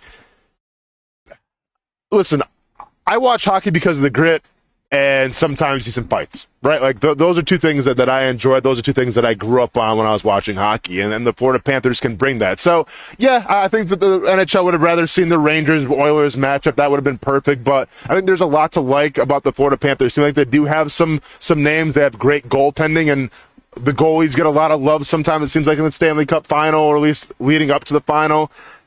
And I think that the fans in South Beach, they have rallied around that team. Like, I have friends who go to those games, and they say the place is electric, as it should be. So you get kind of lost in the sauce being, maybe the little brother, it seemed like sometimes, of the Lightning, but they're kind of making a name for themselves and going to the Stanley Cup Final last year and losing, to the Knights. Knights kind of dominated, but going back again, like, that's only going to build up their team and build up their resume. Well, the Rangers were so good this year. President's Cup winners. Bruins were really good last year. Florida Panthers knocked them both out in these last couple seasons. Is hockey the hardest one to go, be the best team and win it? It's looking like that. I mean, it's called the President's Cup curse for a reason. And with Boston, when I think they set the record for most points in a season, and they got bounced out the first round of the Stanley Cup playoffs. So, yeah, there is a curse that's been, talked about, where do you tank so you don't get the overall number one seed and become the President Cup winner? Like, there's been teams that have talked about, like, at least the fan bases have talked about that. But, yeah, I think it is hard to be the top overall seed and become a Stanley Cup champion just because the season's so long, and it's hockey, man. Anything can happen. Well, I don't even know if it's just that the season's long. I think it has a little bit of a baseball element where some teams, and you don't know it until you're there, are built for the postseason versus the regular season. And then there's like the goalie can be really good or get a hot streak or not. And that's a little bit like a pitcher, right? I mean, if you're a pitcher and you're dealing, you got a chance. Doesn't matter what you have behind you. Doesn't matter how good that other team is. That guy's going to give you a chance. Well, the hot goalie, which, by the way, Florida's goalie's been hot for a couple of years. I'm just saying that guy, if he's playing excellent, can keep you in it, can really save you this time. So I think that's why we get a little bit of that difference where in the NFL now, listen, the Chiefs turned it on. Like, they were playing at a different level. They weren't the best team in the league most of the year. I don't think anybody would have ranked them first in the league. They weren't dominant. Look at the Patriots. Like, they've done this in the past. They were 18-0, couldn't pull it off at the end. So it's not an easy thing to do in sports as well. Yeah. But you do feel like in the NBA, it kind of feels like you can tell the Celtics were going to be in the mix late. Yeah, but the Celtics also got kind of lucky, too, with how their run has gone so far. Like, Jimmy Butler gets hurt. Joel Embiid gets hurt. Jalen Brunson gets hurt. Like, I'm not taking anything away from the Celtics. They're a great team. They're a deep team. But their run to the NBA Finals has been carved with their opponents' injuries and just, not great play from their opponents, as opposed to the Mavericks, I think, have kind of had earned their way a little more battle-tested, if you will. Yeah, so pretty interesting. I think both the final, again, I don't fancy myself as like this diehard hockey NBA guy, like, not at all. But I do think this is the time for those sports to thrive. This is why we have championships. There's a lot of people that don't pay attention to baseball maybe the way we do. But this time of year or in October for the baseball, that they'll tune in. They'll check it out. So it gets people's attention a little bit more.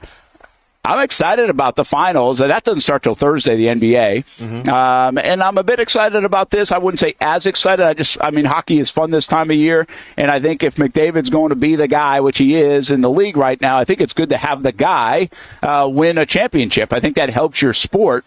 That's a problem with baseball a little bit with the Mike Trout guys, and even the Ohtanis haven't been able to do that. Now maybe Ohtani in Dodger blue will be able to do that.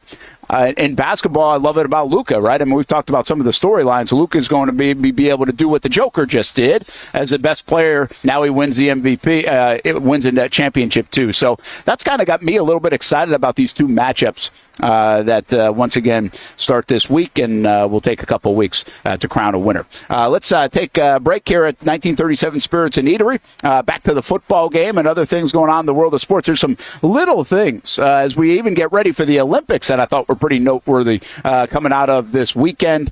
And back to what the Jaguars are doing, Trevor Lawrence and the Jacksonville Jaguars as they begin OTAs for the final week, and then mandatory minicamp coming up next week, and then it's break time and the season right around the corner after that. Brent Austen Show on the Action Sports Jax 24/7 network.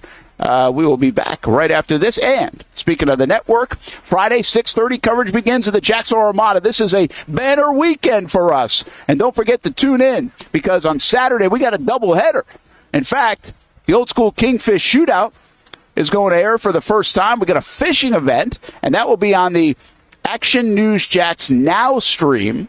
And Next to it will be the Armada Saturday match at 3 o'clock. Coverage starts at 2:30. That will be on the Action Sports Jacks 24/7 stream. So you go to actionnewsjacks.com or the Action News Jacks app. You can find both, but we've got a lot of live events, and we'll replay them all day on Sunday as well. So we're excited about this coming weekend on the Action Sports Jacks 24/7 network.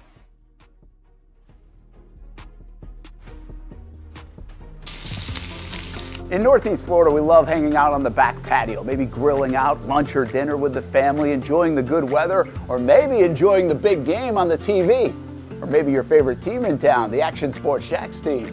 This is great, except for when it's really hot or the bugs start coming out. But what if you didn't have to worry about that?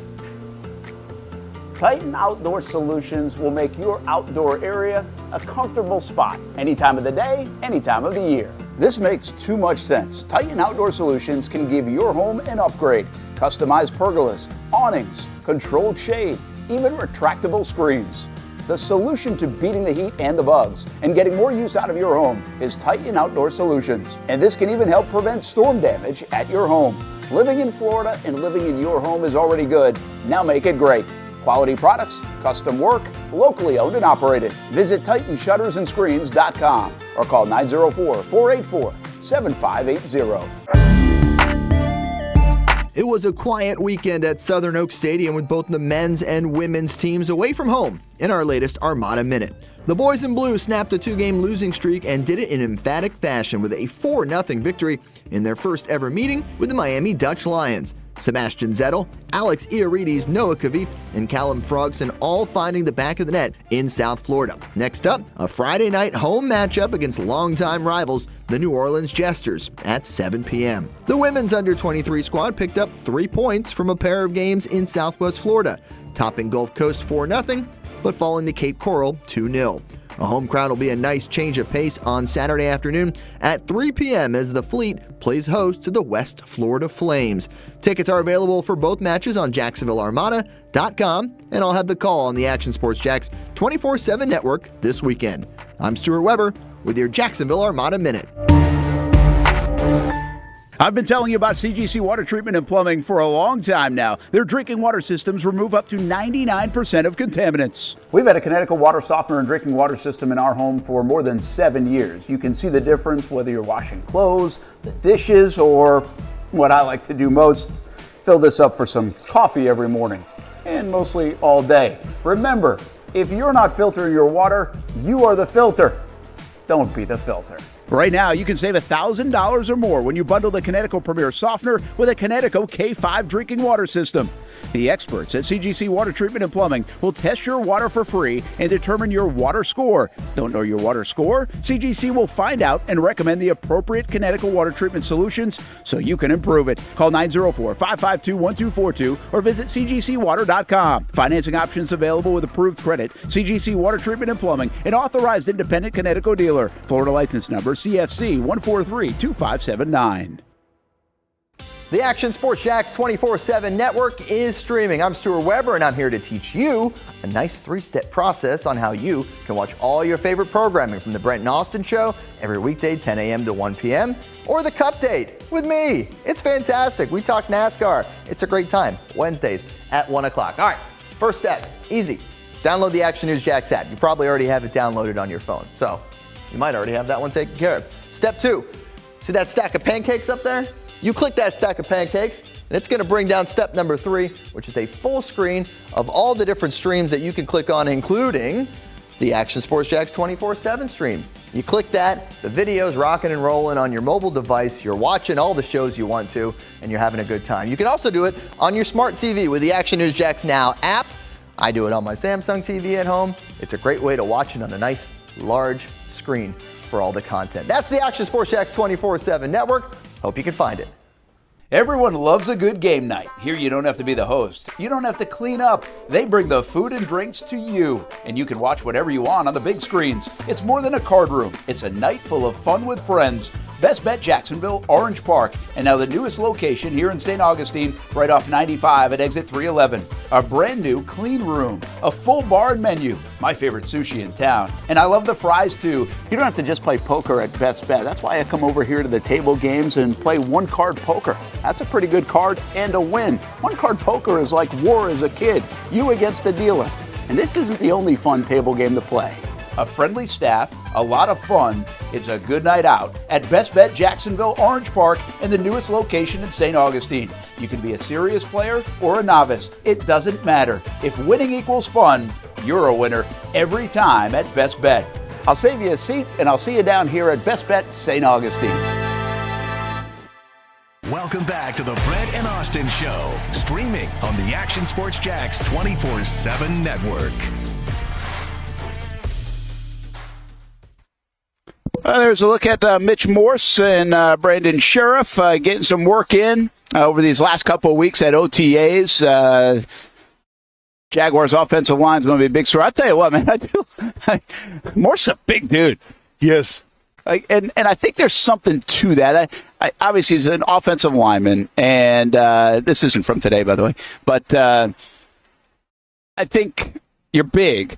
But there's a difference when I look at like Luke Fortner and I look at Mitch Morse. And to me, the difference a lot of times is just grown man strength. I mean, I say this all the time. I don't know how you say it in a nice way, but some guys are grown men and other guys are pups. I mean, it takes a little longer. I mean, he's longer in the tooth. Yeah. I mean, look at the girth on that guy. The beard, though, just really sets it off as well. You know, I mean, he looks like the dude from Jacksonville that was in Over the Top with Sylvester Stallone. He was There's a guy from Jacksonville that was in that? Well, in the movie, he's from Jacksonville. Really? You ever see Over the Top? I have, but I didn't know he's from Jacksonville. The last guy who was like the final boss of the arm wrestling thing, the bald dude. Yeah, he's from Jacksonville. When you put the hat on backwards? Yeah, exactly, man. Yeah, there we go. Yeah, Hawk something, I think. I can't remember what the special. So in the movie, he's from Jacksonville? No, so in the movie, Sylvester Stallone at the end goes against the guy from Jacksonville. Yeah. And then that's the bald guy with the beard. And I remember that because I remember being a kid thinking like, wow, Jacksonville must be a crazy place because this dude who's like, you know, talking smack to everybody, who is an absolute monster, said he's from Jacksonville. So I don't ever want to go to Jacksonville. This is like 7-year-old Austin saying this, but like, man, Jacksonville must be a pretty rough place. And here we are now. So your story of like, do you have any other stories about when you came to Jacksonville? Like what people said? Because that story is like, that's your view of Jacksonville from Over the Top. Oh, yeah. I mean, that's Over the Top. And then I had a view of Jacksonville because of Limp Bizkit. I mean, me being the skateboarding punk, whatever kid you want to call me growing up. I mean, I had a Limp Bizkit shirt that had a bus on the back that said Duval County on it. And like, I was proud of that. So I figured, like, okay, if the guy from Over the Top's from Jacksonville and Limp Bizkit's from Jacksonville, must be a pretty rough place to live. And of course I watched Cops as a child too, and Cops was essentially took place in Jacksonville, it seemed like sometimes. So yeah, that was my whole thing. I'm like, oh, they got beaches there. Cool. All right. That's funny. Okay, so I think I've told you this story before, which you just brought up, Cops. Mm-hmm. So it's funny to hear people like, oh, you're going to Jacksonville. Okay, cool. Like I didn't know much about Jacksonville at all. Mm-hmm. In my mind, I'm thinking TV market. My business come down in 2008. I'm in Albany, and the market size is very similar. Mm-hmm. We're talking about like market 52 and market 50 or something at the time. I don't know. Maybe it's 55 and 52. It was very similar. So we come down. I'll just never forget coming down. I've probably told it before, but I'll tell it again. I'm driving down with my dad, and we're looking a bunch of stuff up on Jacksonville. We're just trying to figure out. And at that time, by the way, there's two things that stuck out to me about Jacksonville, and you're doing like just the data research stuff, like what Wikipedia would now say about it. And one was it's the biggest city land-wise. And I'm like, Dad, I tell you what, I mean, if it's the biggest city land-wise, like this is going to be way bigger than a 52 market. And I was right about that because now it's like 41. It's like, this is going to be a top 40 market, maybe a top 35 type market someday. Because you just knew people were going to move to Florida. There's land. I mean, everywhere else is pretty dense, at least from where we were coming from in New England. So, that and the other thing, I think it was like 50-50, very close to 50-50, black and white. Okay. And like 1%, let's say other. Okay. Today, I don't know what that number is, but it's not that. No, not at all. I mean, obviously, like our Hispanic population has risen rapidly. I think it's very fast growing. Correct. So much so that have Telemundo now with our Action News Jax properties. I like it. That does very well. Yeah. I'm probably missing some. I bet there are other native lands that are now more popular in Jacksonville than that's 16 years ago. That's interesting that would change that much. I got to look that up. Yeah. So anyway, those are two things I remember coming down. But then my buddy calls me and it's like, it's like an 18-hour ride or whatever. And my buddy calls me. He's like, so you're moving to Jacksonville? I was like, yeah, Jacksonville. He's like, have you ever watched Cops? Yeah. I'm like, Yeah. Well, no, I mean, I've watched Cops, but I don't watch Cops like on a regular basis. But you just said the same thing. Oh, yeah. I guess like Jacksonville was on Cops a lot. I was on Cops a lot, man. Yeah, Jacksonville was the place. Yeah, I mean, we watched Cops, like, I think it was on every Saturday or maybe it was every Friday. Because it might have been like TJF as a kid. And then you switch over to, because when TJF was over, like at 9 or 10, then you go to Fox and all of a sudden it's more of like the adult entertainment. Then we're talking Cops. So it might have been that. But I remember watching Cops regularly, and yeah, Jacksonville was featured. I guess so. It's highly, that's a popular take, I guess. Again, I mean, I watched Cops a little bit, but it was more probably at the station. I think that was a Fox property at the time. Mm-hmm. So, and I worked for CBS and Fox in Providence. And so I kind of remember seeing it just on. And occasionally you'd watch it and something would catch your attention. Yeah. Whatever happened to Cops? Did they do like a different spin-off now? Because they've got a bunch of police shows and stuff, right? I forgot like what streaming service it is, but I'm pretty sure my mom had it at her house. There's like a Cops network where you can just like watch Cops 24/7. Really? Yeah. Like just like old episodes of Cops. Huh. Yeah. All right. But they have like 911. There's like other shows. Yeah. They've spun off that idea. That was that was a big deal back then. That was well viewed. Yeah. That had a feel of like real life Maury Povich. No, I mean, right? Yeah, exactly. That was that kind of time where you're seeing all those shows. And I don't know if we've changed from that time or not, but no. So some of the cameramen on Cops should have been fired off the get-go because you couldn't keep up with some of the chases, and you hear just and they can't keep up with it. Yeah. You should have had like marathon runners be the camera people for these cop shows. Should have like firefighters or firefighter tests or something. With a little more shape. I remember watching one episode, the whole camera was just on the ground. You had zero content. So anyway, that's funny that you brought that up because I did not know the over-the-top guy, though. I'm kind of excited about that. Yeah, I can't remember what his I got to name go back was. and look. Yep. Yeah, he's from Jacksonville. He was a trucker out of Jacksonville. I think he's a trucker. I can't remember what his job was. Might have been a bounce. I think he's a trucker. Is Jacksonville referenced in a lot of movies?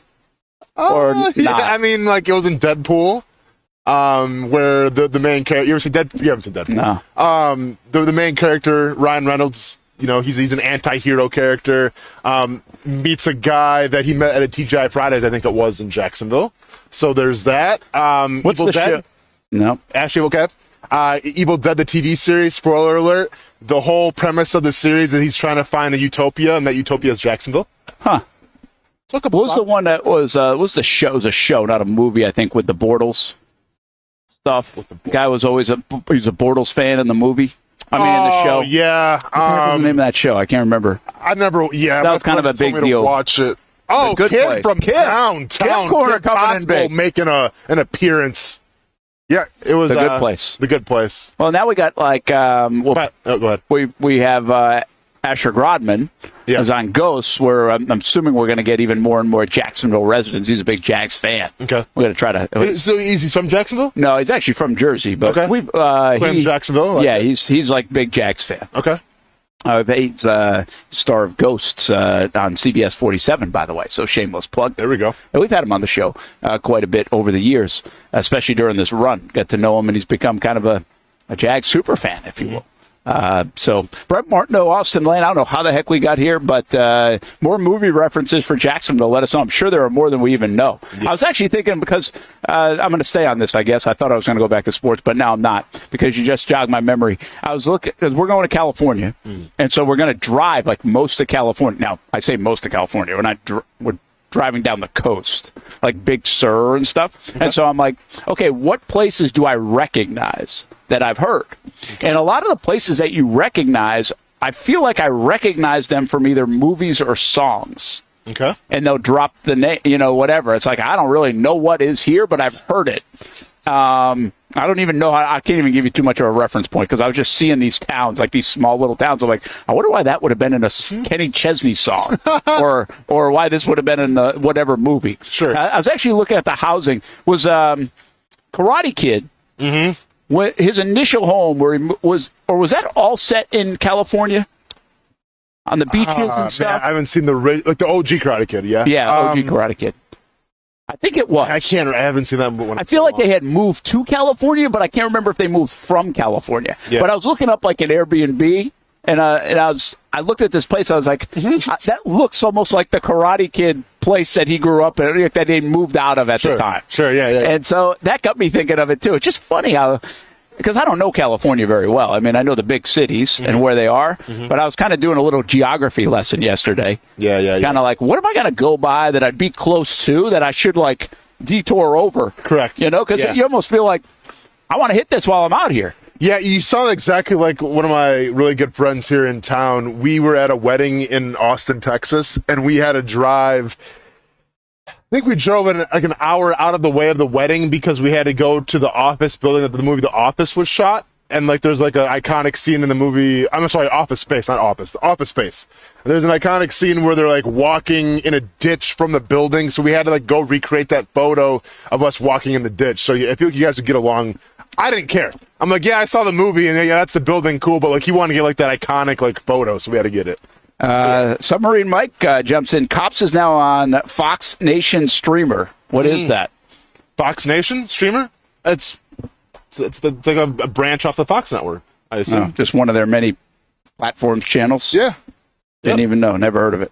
Fox Nation? I've heard of it. Maybe I should hear of it. Every time I watch SmackDown, they advertise it. It's political. That's political. And it shows cops? I guess so. Interesting. Yeah.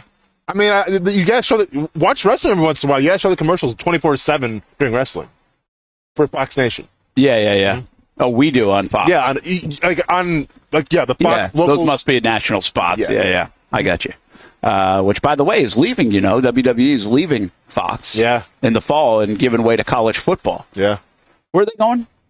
TNT or something? I can't remember if it's USA. No, it can't be TNT. No, I think it might be USA for like a year, but then I don't know if they're talking like Netflix. They were talking Netflix and stuff. Yeah, eventually. That's right. Yeah. Hey, two other little tidbits before we take a break. See, Simone Biles won again. She's she's making a run. What a comeback it would be if Simone Biles puts on a show at the Olympics. Yeah.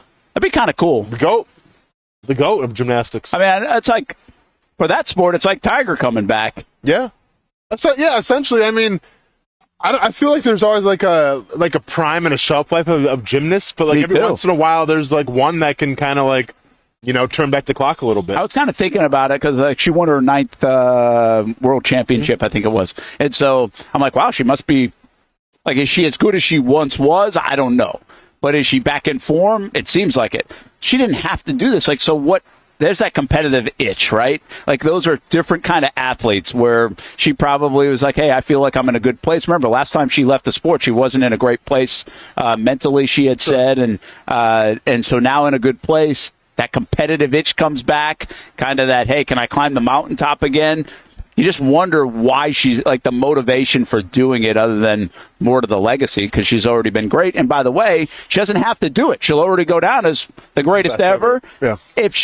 But she's now putting herself at risk of, I guess, harming that legacy a little bit, you would say, if she doesn't do well. I mean, people can say that narrative. I don't think, like, listen, if you win a world championship or like you win like the U.S. championship to qualify for the Olympics, you're one of the best still in the world. And I think any athlete will tell you, if they're still one of the best in the world or the best in their sport, the best in their league, it's hard to walk away. So I think like it's justified the fact of she still has a lot left in the tank, and if she's still competing at a very high level, then why not go test yourself a little more? Like, say she, whatever reason, say that she doesn't win all gold. Say she gets a bronze. Maybe she doesn't even get the podium at all. Like, I'm not going to think anything less of Simone Biles. She's still the greatest to ever do it. And like we've said, gymnastics, I mean, a lot of sports, sometimes, you're out of your prime and you just don't have it anymore. But like, if you're winning championships still, I think she still has some left in the tank. Yeah, it'd be interesting. Speaking of women's sports, Caitlin Clark, this story is not going away. She played terrible yesterday,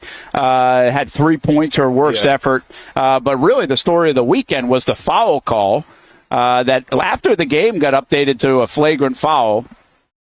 The Caitlin Clark stuff is I thought it might be like, that's a cute story for a week and a half. Everybody's giving her a tough. This is going to be a constant story, it looks like, throughout year one. ESPN keep putting, Indiana Fever games on. I'll keep watching. I watched both the games. Well, I watched a half of the Liberty game because that wasn't a blowout. It wasn't good. But yeah, I watched the Fever, take on the Sky just because of Angel Reese, Caitlin Clark. I wanted to see that matchup.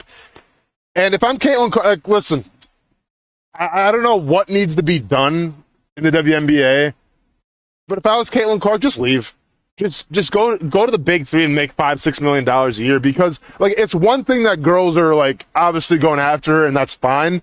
But then when your own teammates don't even have your back and you're on an island by yourself, what are we doing, WNBA? Yeah. Why aren't there, and I get, okay, maybe there's some, initiation, whatever you want to call it, okay. But then your own teammates should at least have your back. Not one player helped her up when she got knocked down. What are we doing? Yeah, I don't know how to view this thing, man. This has been going on and on. We wonder, you get the Charles Barkley stuff hey, she's bringing a bunch of eyeballs and money and everything in the game. You guys should be putting your arms around her. I get that. I also get, hey, you got to earn your stripes.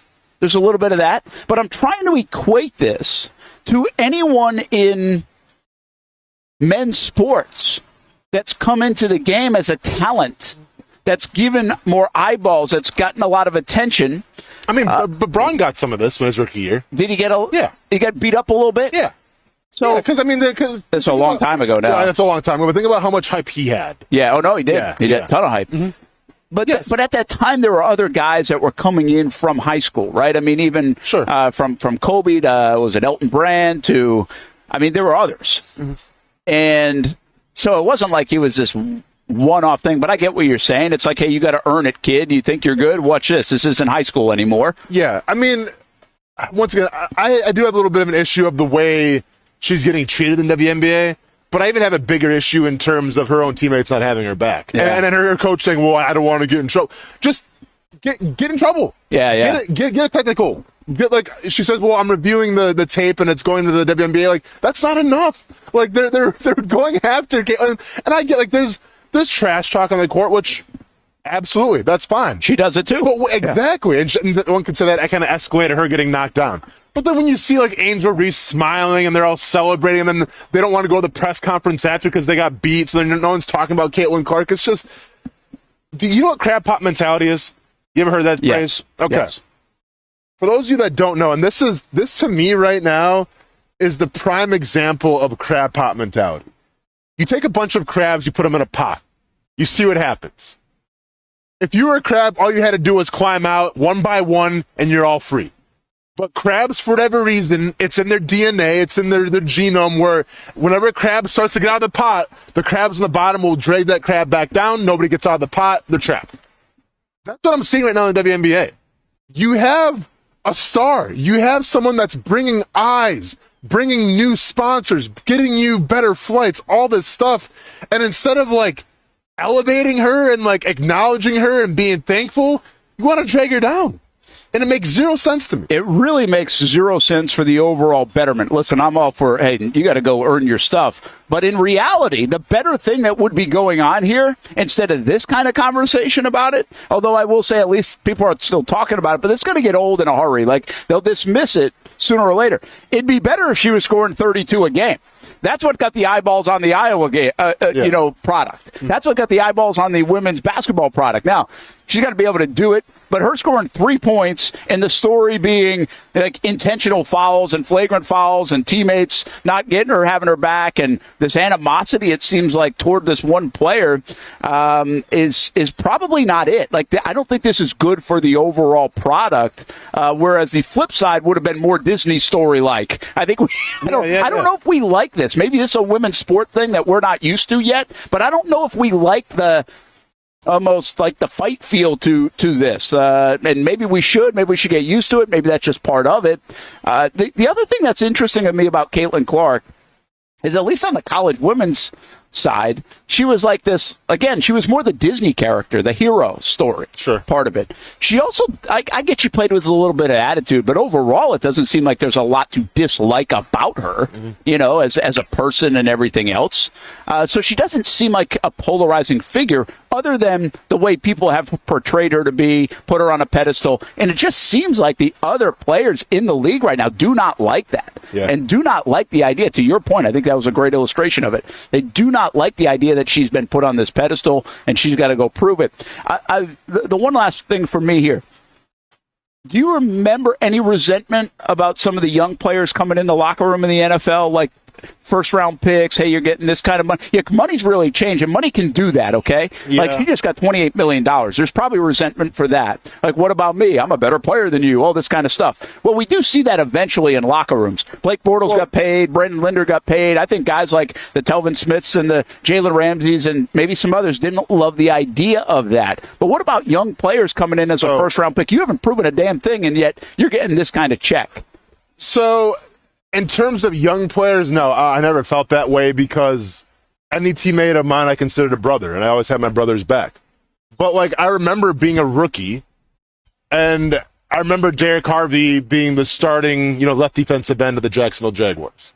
I come in and eventually I take his spot, and he's behind me then.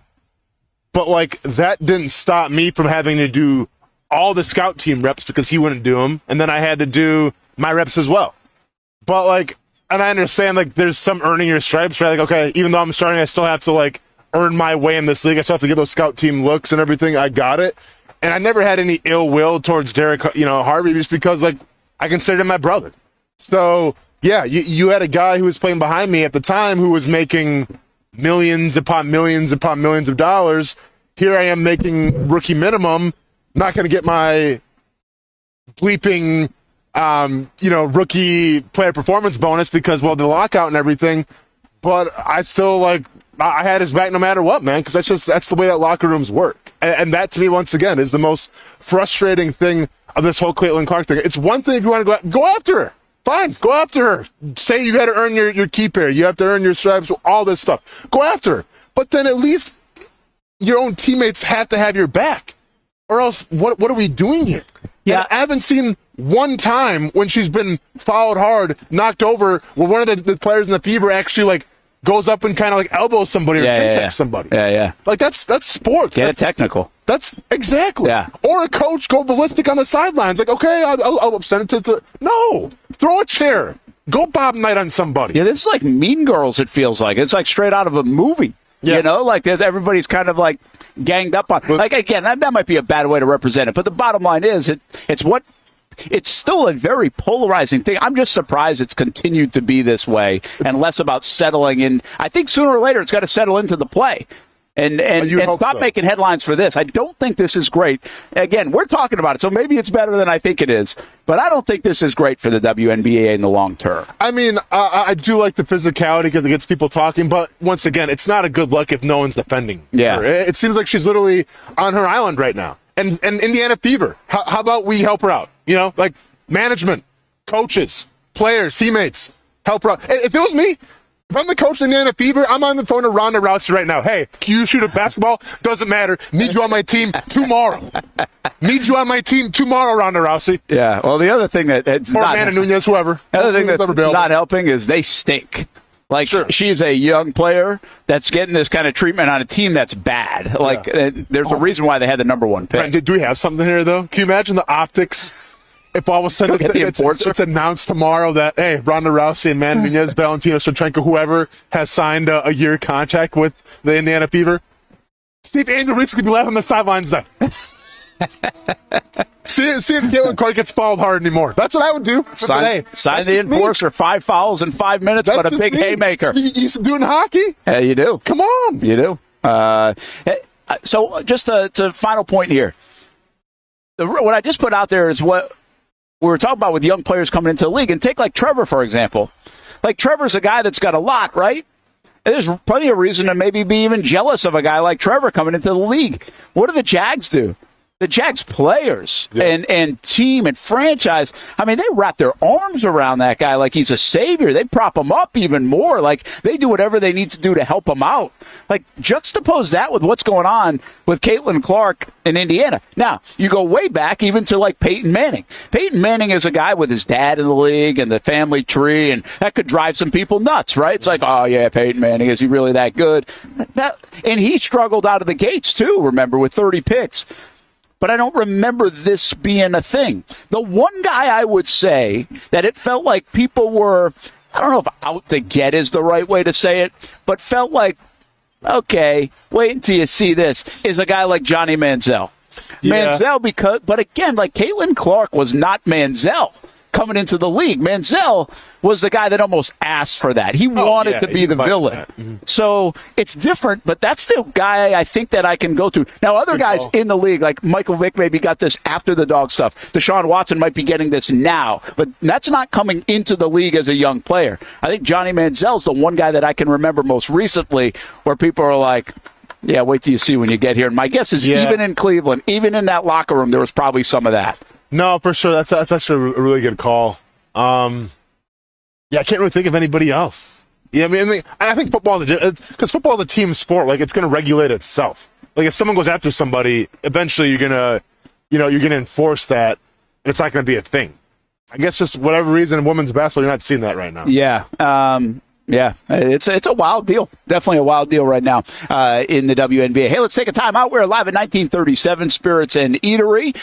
More to come, and back to the NFL and the Jaguars in just a bit. I did have a question about the Jaguars receiving core as it relates to last year's receiving core. And Trevor Lawrence, as they leave the practice field in a short time, is getting set to talk to the media for the first time this OTA, and probably the last time until we see him again in late July and early August. Did you see this story about the fan who caddied? I haven't seen this one. Yeah, Fluff, legendary Fluff. He was caddying for CT Pan. He fell, got hurt. He was like 78 years old, Fluff is. This guy says, yeah, I'll come out and help you. So he just comes out at the Canadian Open. Okay. And he's like, hey, good to meet you. I'll carry your bag. Nice. The big dude probably carried a couple bags. Good for him. What a wild time. That's a great story to tell someday for that man coming out of the crowd wearing the bib and caddying for CT Pan. We'll be right back. I like to say everybody has a story, and sometimes we are a part of other people's stories. That's the case here at Nimnicht Buick GMC. My family and the Nimnicht family. We've purchased 6 different vehicles from Nimnicht Buick GMC. Maybe you're in the market for a truck. Well, let me tell you about the GMC Sierra. I absolutely love mine. I've had a couple of these. This one's a 2020, but right now on 2024 GMC Sierras here at Nimnicht Buick GMC, there's special financing. A year ago, we purchased a GMC Terrain for the kids. Financing rates as low as 0.9% for eligible buyers on Terrains and no payments for 90 days. Looking for used instead of new? Buy a used car with the Car Bravo program. Nimnicht Buick GMC certifies all makes and models. Let the #1 Buick GMC dealer in Jacksonville take care of you and your family. Come on out and see the showroom, meet the fantastic people, or shop online at nimnichtbuickgmc.com. Nimnicht, your friends in the car business since 1941. GMC, we are professional grade. It's hard to put a price on comfort, especially when you use that comfort on a daily basis. But if we're going to put a price on it, how does the lowest price guaranteed sound? Furniture Source is going to have the biggest brands, whether it's Ashley, Casper, or Tempur-Pedic, and once again, it's going to be the guaranteed lowest price in Jacksonville. Right now, my friends at Furniture Source are going to give you the ultimate hookup because all month long, they're making their inventory wholesale price. Check out their markdowns up to 50% off. And remember, since it's Furniture Source, you're getting the guaranteed lowest prices in Florida or your money back. Don't have the cash on you right now? It's no worry. Shop endless options to suit your style and budget and enjoy 36 months off with no interest financing. Why use your money when you can use theirs? Whether it's beds, couches, tables, or chairs, Furniture Source is going to have exactly what you're looking for. Shop the lowest prices in Jacksonville guaranteed. Find the location nearest you at FurnitureSourceJacks.com. People helping people. It's at the core of what Alive Credit Union is all about, and it's been that way for over 70 years. From 1954 to 2024, the mission remains to inspire financial wellness and give you a financially fit lifestyle. Alive Credit Union and its employees are committed to not only serving their valued members, but also our community here in Northeast Florida. That commitment includes a partnership with the Action Sports Jacks 24/7 team as the presenting sponsor of all Armada men's and women's broadcasts this summer. Action Sports Jacks and Alive Credit Union, a partnership that just makes sense when it comes to covering Northeast Florida. Alive Credit Union's commitment to our community also involves serving the financial needs of our first responders through the recent merger partnership with City and Police Federal Credit Union. Join the community and become a member of Alive Credit Union today. Find out the many ways you can be inspired in financial wellness at alivecu.coop. Oh man, it is that time. I love being outside, but it is just so hot. Oh my gosh, I cannot be outside.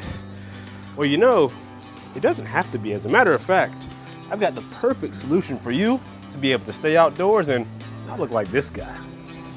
GW Outdoor Solutions has the solution that will help you create areas of shade with their automated retractable awning. As the summer months inch closer, the high temperatures will be right there too. With GW Outdoor Solutions, go from scorching to cooling in no time with one simple push of a button. These innovative shade solutions not only provide protection from the sun and rain, but also add style and functionality to your home. Let GW Outdoor Solutions transform your backyard into paradise. Check out gwoutdoorliving.com for your free estimate.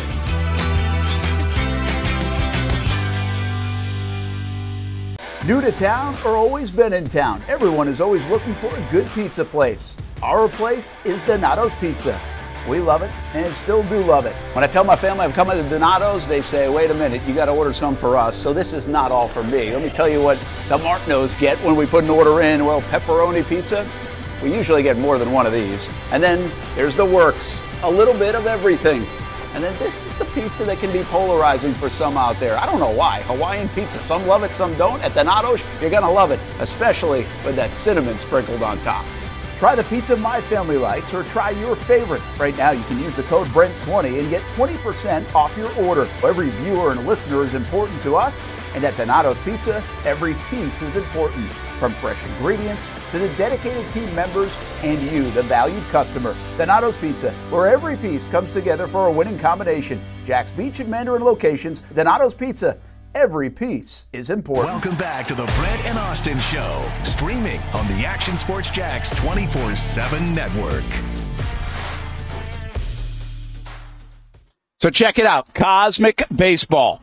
Okay. So they shut off the lights, and then it was kind of a cool reveal. It's like daytime or nighttime. Shut off the lights, and then bring this whole element of glow-in-the-dark uniforms, glow-in-the-dark baseballs, however else they did it. Well, hold up. It's like black lights, right? Black lights. Okay, gotcha. Yeah. Sorry, that's what it was. Yeah. Black lighting is really how they did it. And where is this, by the way? So this was it's a good question. I knew you were going to ask me that. Well, I mean, it was out of a summer college league. Okay, so it's in the States. Yeah. Okay, I thought this was like a European thing. Okay. You know, it was like Tri-City or Tri-Valley. Boy, MLB even caught a wave of this story. How about that? Yeah, it kind of was taking everybody by storm. Yeah. It looks kind of cool. It looks kind of dangerous. So the Tri-City Chili Peppers. I like that. So this was Saturday night, and they beat the Greenbrier Knights. So Chili Peppers are based in Colonial Heights, Virginia. Okay. And that's how this thing came together. Other players, by the way, have played in this league. That Coastal Plains League is a good summer league. Yeah. It's turned out guys like Kevin Youkilis, Justin Verlander, Ryan Zimmerman, Chris Taylor. So, and even Russell Wilson played in this league back in the day. But yeah, it's glow-in-the-dark baseball played under black lights where the ball, bats, bases, jerseys, and just about any other necessary equipment lit up so that players and fans can see them.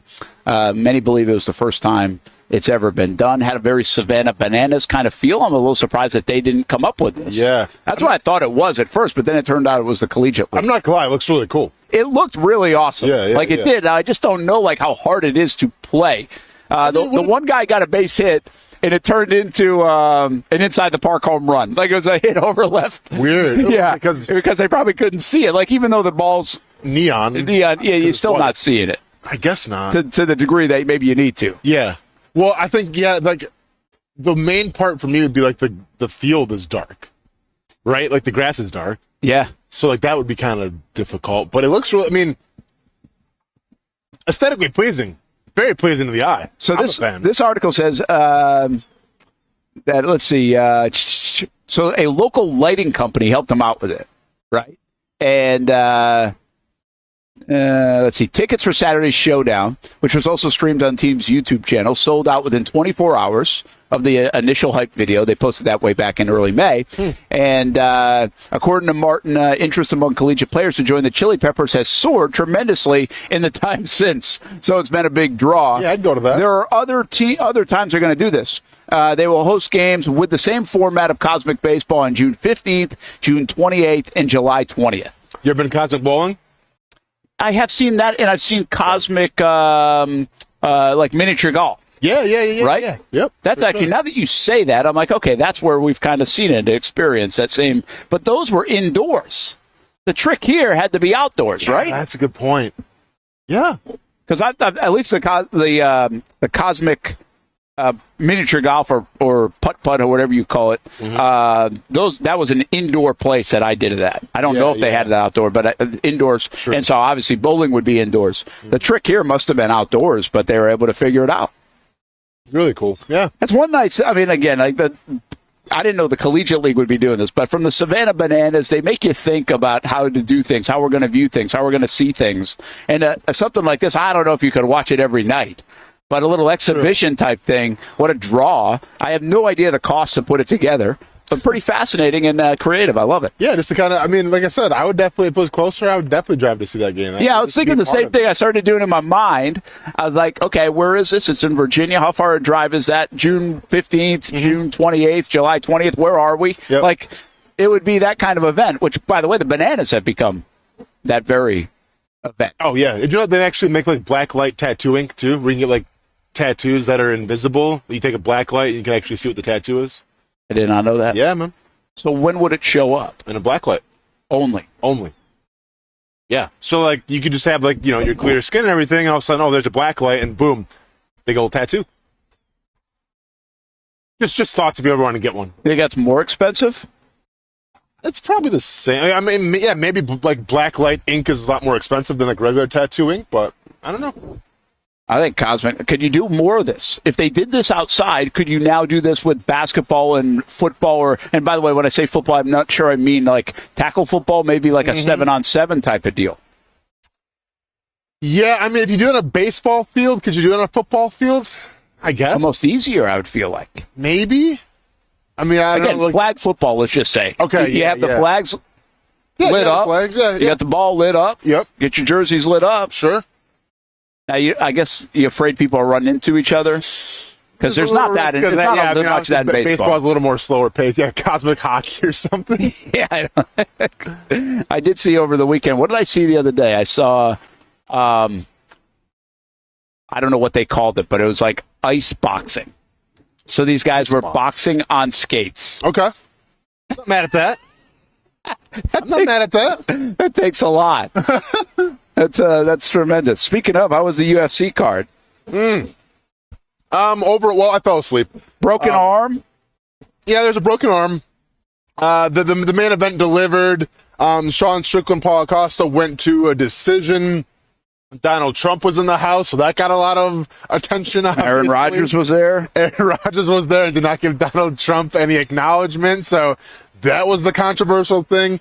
No, overall, a pretty good event. Wasn't like a barn burner per se, but like I said, Justin Poirier and Makhachev kind of woke people up a little bit, I would say, in the main event. And unfortunately, Dustin Poirier does not finish his story, get submitted via Darce, I believe it was. And then our friend Deontay Wilder, friend of the show, I saw that. Unfortunately, got knocked out, and maybe putting a period now on his career as well. You know, it's interesting. I saw that floating around, and here's how little I knew about that. Mm-hmm.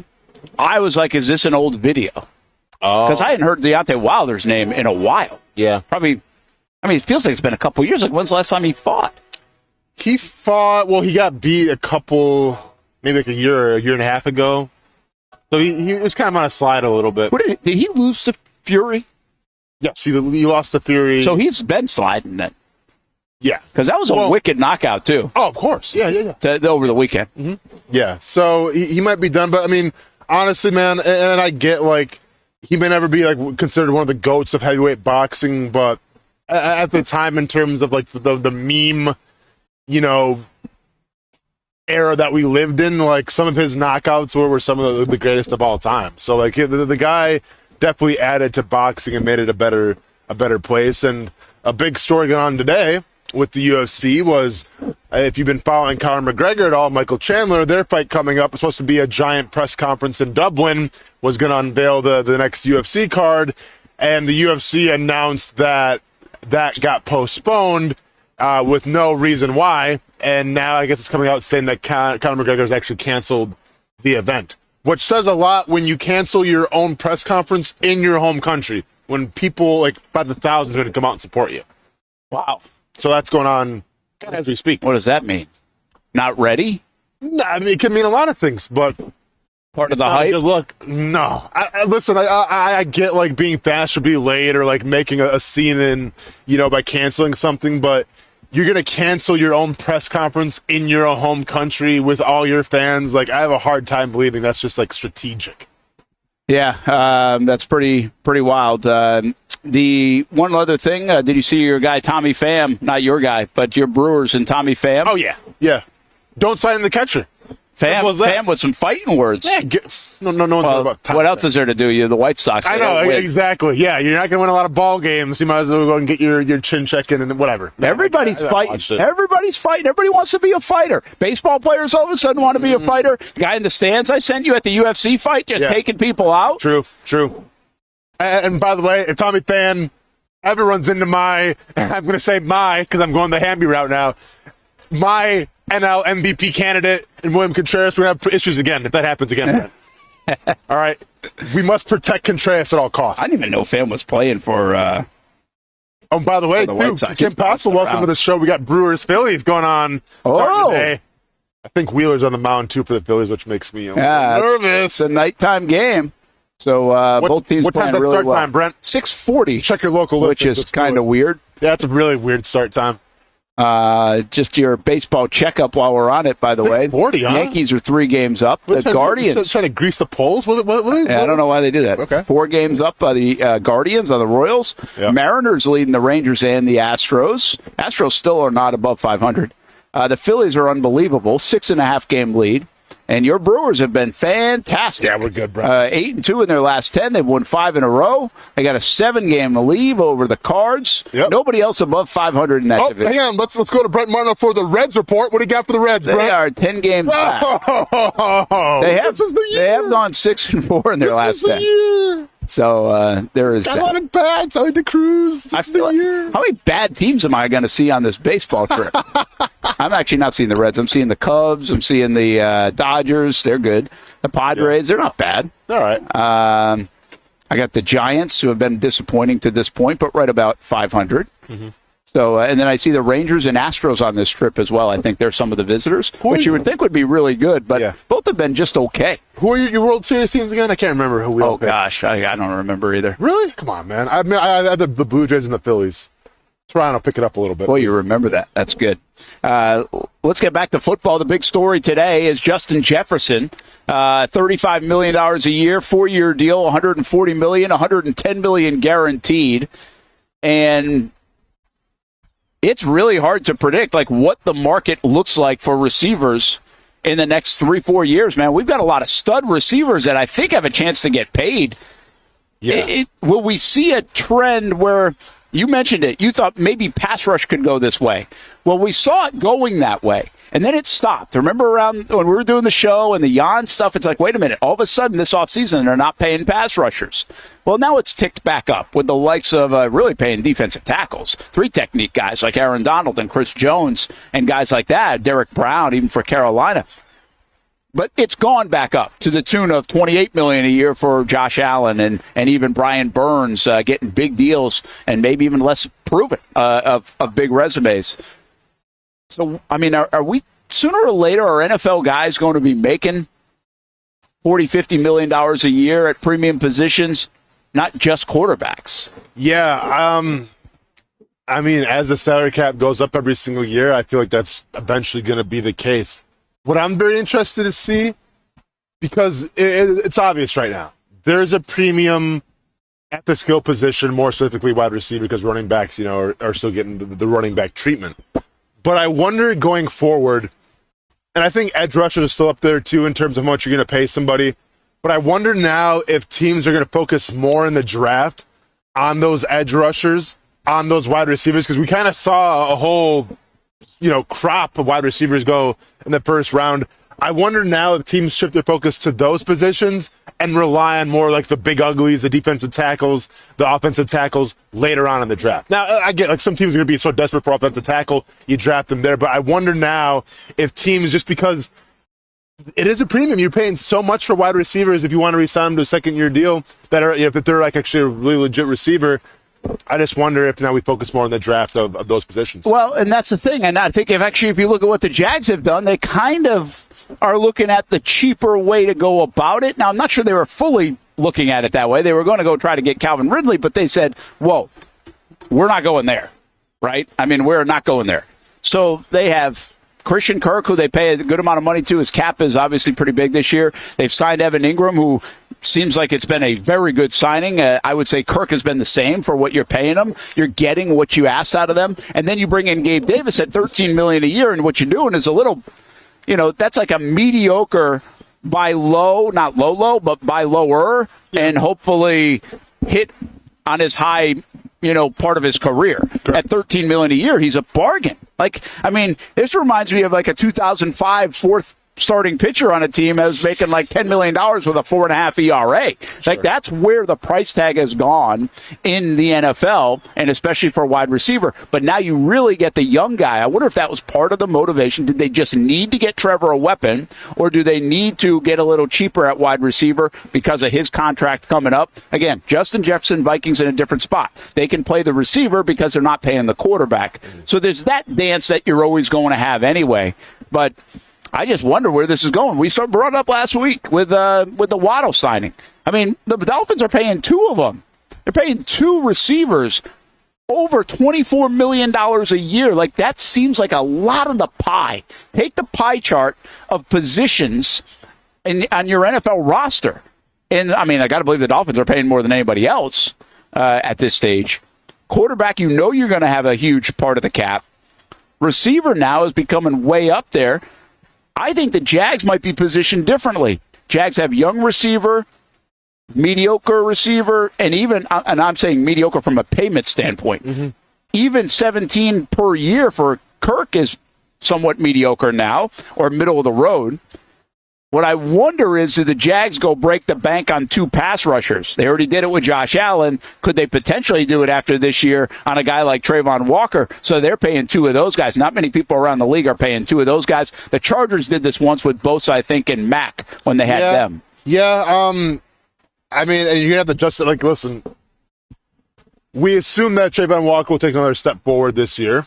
So if that's the case, and you're talking double-digit sacks once again, yeah, it's going to command eventually a lot of money. And the last thing I want to do is see a guy that you brought in, that you drafted, especially after the top overall pick, when people are saying, well, maybe go Hutchinson, let him walk. So I think that you would pay him the premium amount for a premium position and kind of set a precedent in terms of, all right, we're going to pay both these guys on the edge a lot of money, but I think that position justifies it. Yeah, well, when you have a star like that, the one thing I'll say about it is you got a unicorn. And when you've got the guy that's the separator, where you can say you have the best in the league, and they can make that case, you like that for Minnesota. And Minnesota, again, right now in a situation where they're kind of stripped some of it down. They're not paying Danielle Hunter. They're not paying Kirk Cousins. They're paying cheaper quarterback. This makes sense for them. But I'm wondering, when it doesn't make sense for a team, where does it go? Do you just move on? And I think we'll see different teams are in different places all the time. Listen, the receivers are always going to make money. but how much you can pay to that guy and what else you can pay. And it's just an interesting chess match, I think, how you piece the puzzle together economically now in the NFL, because this has really jumped. How much was a receiver making in 2011 when you were playing? I mean, yeah. Like, what was the top receiver? I can't remember. Like, what would have been, like, Julio Jones came out around that time, so he wouldn't have been established, but maybe that would have been like Terrell Owens, and maybe that's a bit different, too, because Terrell was kind of a little bit of an issue at times, so not everybody was going to pay him. He was bouncing around. But keep in mind, like, we named all the receivers, and we named a bunch of them. We named, like, in this Justin Jefferson category now, you've got the A.J. Browns, you got the Devontae Smiths, you've got the Nico Collins just got paid, you got the Tank Dells, you got the Stephon Diggs, Calvin Ridley just got paid, and he's on the older side of things. You got the Metcalfs, you got the Lockett's, Deebo Samuel, you got the Ayuks, and by the way, you got Jamar Chase, and you have C.D. Lamb. Yeah. So here's the wild thing to me, just in terms of how much the game has changed with contracts and everything. Like, all right, Brent, in your opinion, who's the most important player right now on the Saints? Huh. Or I guess most talent. I mean, you could say whatever. Is it still Kamara? Yeah, I mean, I would think so. Okay. Because he's getting up there. I mean, yeah, he's getting up there, but like, I mean, Olave maybe, but yeah. I mean, I would say Kamara. Who do you think who's the most talented player on the 49ers? McCaffrey. Yeah, hands down. I think he made that team. I mean, yeah, they have a lot of great players around him, but he made that team who they are. So, like, if you take that into account, the most important player on the Saints, making $15 million a year, and his whole, like, the total contract was worth $75 million. You take Christian McCaffrey, making 16 and some change a year, and his whole contract value was $64 million. How much is Jefferson making? What was it? How much was it? What? I can't even comprehend it because it was 110 guaranteed, but the value of it has to be even more than that. So that goes to show you right now of where wide receivers are at and where running backs are at. Yeah, that's pretty wild you bring that up. I didn't think about the context of it. And it's a good example of those two guys. I mean, heck, Etienne's been very valuable in the Jags. I would say at this point, they 50-year optioned him, but they're going to use a 50-year option. They're not very interested, I think, in extending him at this time. I mean, I don't think. Maybe they get to that point. They are. But last year, a huge topic in the offseason was the running back position, like the devalue of the running back position. Nobody was paying him, from Saquon Barkley to others. You get a little bit more of that now. I mean, when you're near those kind of guys, you get paid. But these running backs must be looking at these receiver contracts and be like, what in the world? Think about, like, all right. And I get it, Saquon's been hurt, right, a little bit, but think about, like, that whole thing of he wants to get paid. All right, I'll play another year with the Giants. I want to get paid.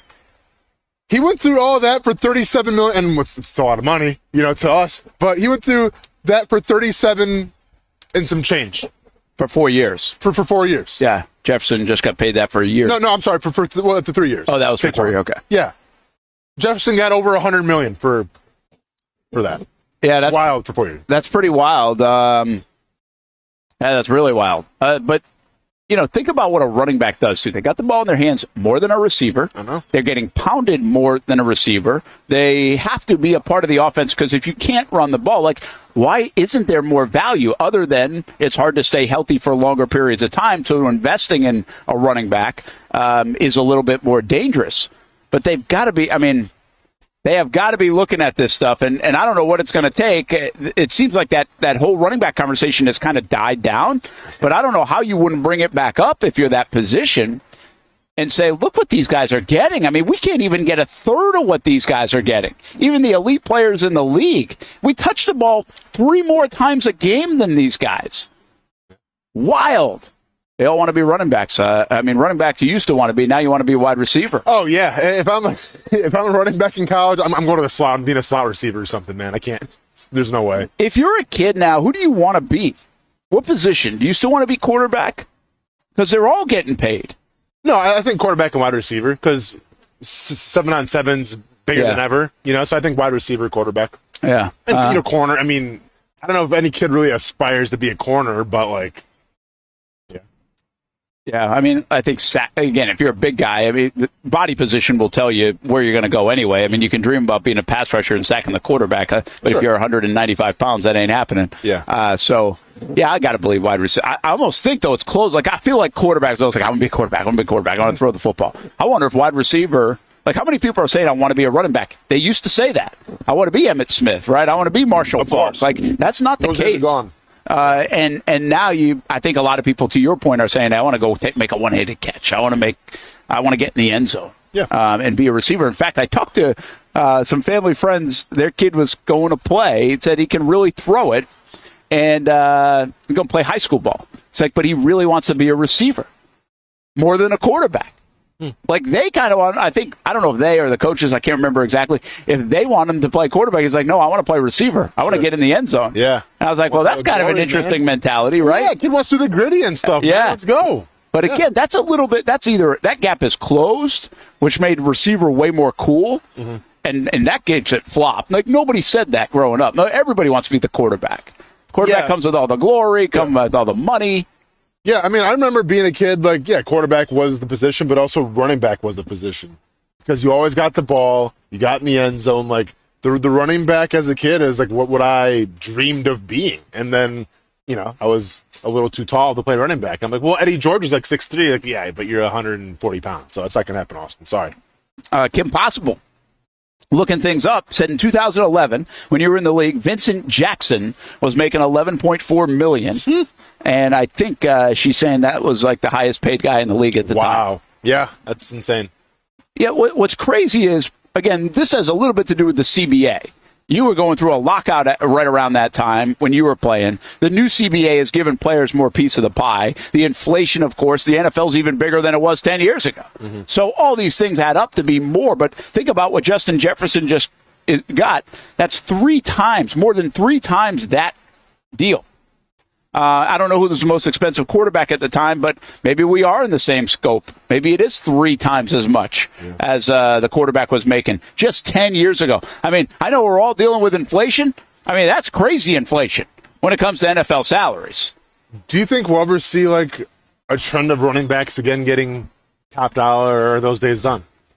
Well, I mean, like, I get, like, history always comes full circle and eventually it corrects itself, but like, if Christian, I mean, once again, I think is McCaffrey still on his deal technically from Carolina? No, I think they ripped it up. I think when he made that trade. So if you're Christian McCaffrey and you're getting what, 1/3, 1/4 of what Justin Jefferson's making, and you don't pay that guy, like, what is it going to look like to a guy actually that does get paid the running back position?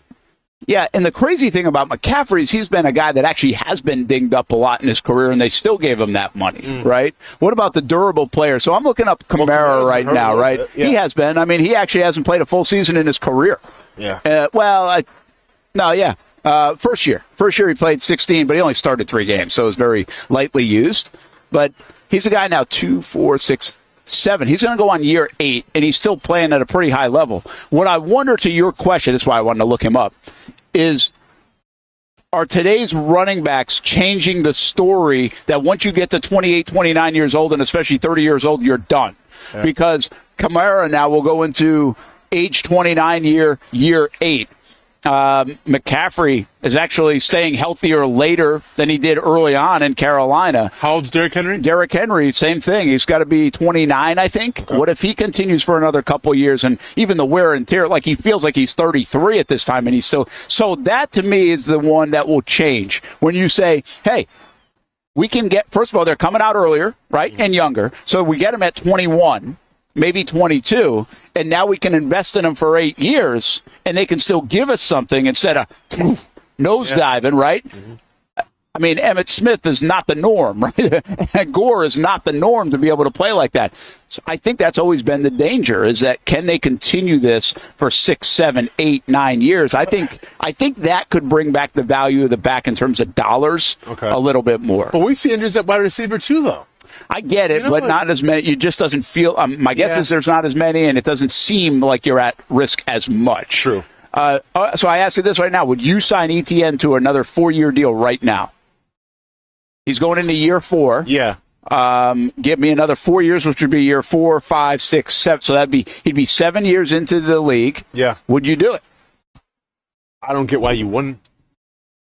I mean, what has he done that shows you, like, I don't want him here in the future? Nothing. Yeah. I mean, the 1 year that he missed was an anomaly. Sure, and he seemed to bounce back just fine from that. Yeah. But I don't think they're going to. Like, they got plenty of money right now if they want to do that. Sure. They could do the same thing they're doing with Trevor. He's a first-round pick. 3 years in, they could sign him now. Because they have the option on Etienne as well. Yeah, they picked up both fifth-year options. Okay, well, let's here's a question of the day. Who deserves to get paid first? I mean, I know I know who it's going to be, but I'm saying who deserves to get paid first, Etienne or Trevor Lawrence? All right, let's take a break, come back. I like that. We'll come back to it. By the way, we'll tell you what Trevor's saying. He just spoke with the media after practice. It'll be the last time we'll hear from Trevor probably for the next couple of months. And Kim, by the way, said the quarterback in 2011, highest paid, I think is what she's given us, Mark Sanchez at $14 million. So Sanchez was making $14 million in 2011. Now the highest paid guy's getting paid $55 million. Guys, this isn't like 30 years ago. This is 10, 11, 12 years ago, right? 13 years ago now, I guess. So, like, that's a long time, but it doesn't seem like it would inflate to that degree. All right, well, when I get home, my son's going to do some extra drills just so we can make sure that he's going to hit that salary cap at the right time. I think right now there is no wrong time. That's good fun. In the NFL. We'll take a break. We're live at 1937 Spirits and Eatery. Closed tomorrow. Wingo Bingo here tonight, 4 p.m. until close. $8.99 for 6 wings, $7 for cocktails. You got some prizes given away as well. Free bingo starting at 7 o'clock right here at 1937 Spirits and Eatery. Good place to be. Come on by for lunch. We're seeing cars pull in the parking lot. Fantastic menu. Come hang out with us until 1 o'clock at 1937 Spirits and Eatery. Trevor, by the way, was watching a little soccer, watching Messi play over the weekend as well.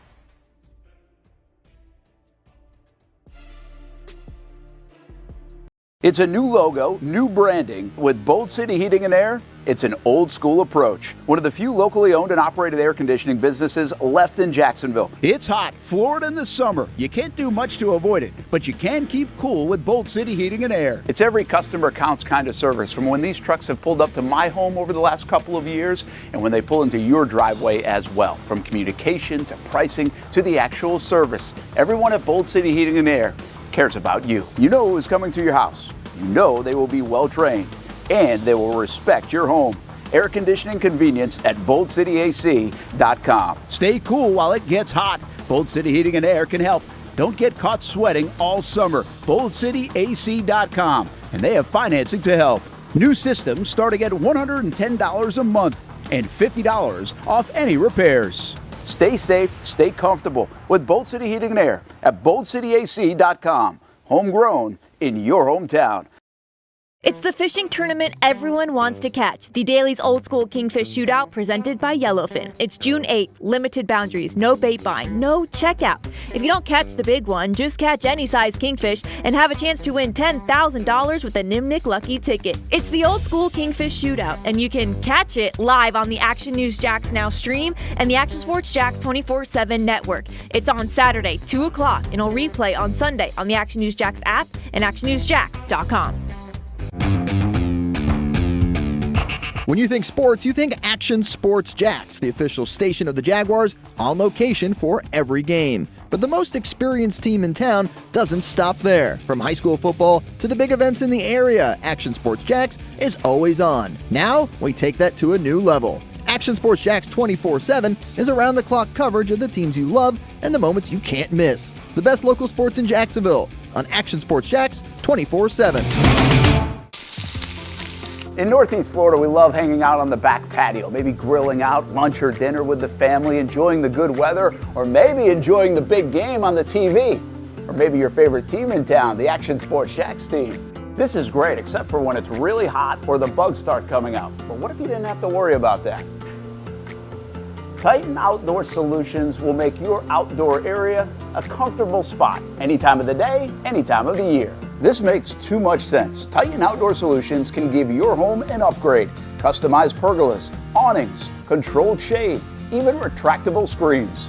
The solution to beating the heat and the bugs and getting more use out of your home is Titan Outdoor Solutions. And this can even help prevent storm damage at your home. Living in Florida and living in your home is already good. Now make it great. Quality products, custom work, locally owned and operated. Visit TitanShuttersAndScreens.com or call 904-484-7580. Hey everyone, Olivia Tasley here from Action Sports Jax to tell you all the different ways you can watch our new 24/7 network. 3 easy steps. You don't even need a pen and paper to write it down. Step number 1, download the app. Search Action News Jax in your app store either on your phone or your smart TV. Then, once you're on the app, click on that little drop-down menu in the upper left-hand corner with the 3 little lines. That'll show you these options, and boom, right here, click Action Sports Jax 24/7, and you will be brought to our continuous stream channel. That app can be accessed through all these different platforms. Whether you have Roku, Fire TV, Smart TV, Apple TV, or Google TV, you can find our app. Now, if you don't have access to the app, don't worry, we still got you covered. We're across all social media platforms from Facebook, Instagram, X, YouTube, Twitch. We have a podcast channel. Plus, check out our short reels on our TikTok. Action Sports Jax 24/7. It's on all the time and everywhere. It's the place we party in football season with Jaguars All Access. Welcome to Spring Sports Brewery, everybody. Say hello to our guest tonight. That is Trevor Lawrence. You can bring your party or event to Spring Sports Brewery in Springfield any day and any time. Rehearsal dinners, corporate events, birthdays. Here at Springs, you can enjoy the inside area and the outside area. Good for any weather, good for any occasion. Watch the games, play the games, shoot some hoops. Beer?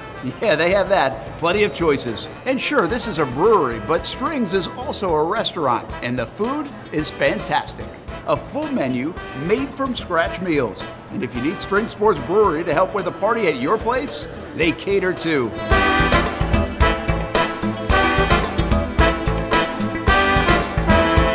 Family, beer, food, sports. Spring Sports Brewery in Springfield. Welcome back to the Brent and Austen Show, streaming on the Action Sports Jax 24/7 network. Hey, there's a look at our Wednesday lineup, and we're really adding to the lineup. We're getting excited about this stuff. I was telling Austin, actually, this is kind of fun. I mean, we're building a network from scratch, and obviously it started with our show. We've added Miller and Moulton in the morning, 6 a.m. until 10 a.m. You can listen to those guys really throughout the state of Florida, but here in Jacksonville and wherever you want to, you can listen on ActionNewsJax.com, Action News Jax app, part of our network here at Action Sports Jax 24/7.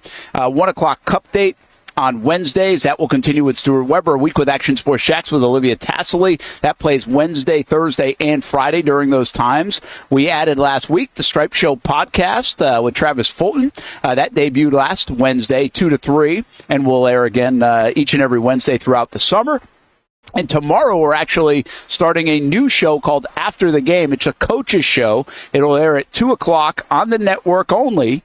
And again on Friday at 2 o'clock. There'll probably be some other replays mixed in when you check us out on the app and on the network. But I'm telling you, that show's really a lot of fun. If you like coaching and high school football and storytelling, Josh Baker with Baker Sports and High School 912 bringing us that show. Their first guest is Kevin Sullivan, who's actually going to co-host the show with Josh, but he's the first guest, and I got locked into it the other night. I was listening just for like the whole lot. The stories are great about Leon Washington, about other things back in the day. The cool thing about Sully being able to share those stories is he's retired, so it's like statute of limitations, you know? Sure, yeah. Like he's telling us about like an illegal scrimmage they had with Reigns like back in the day.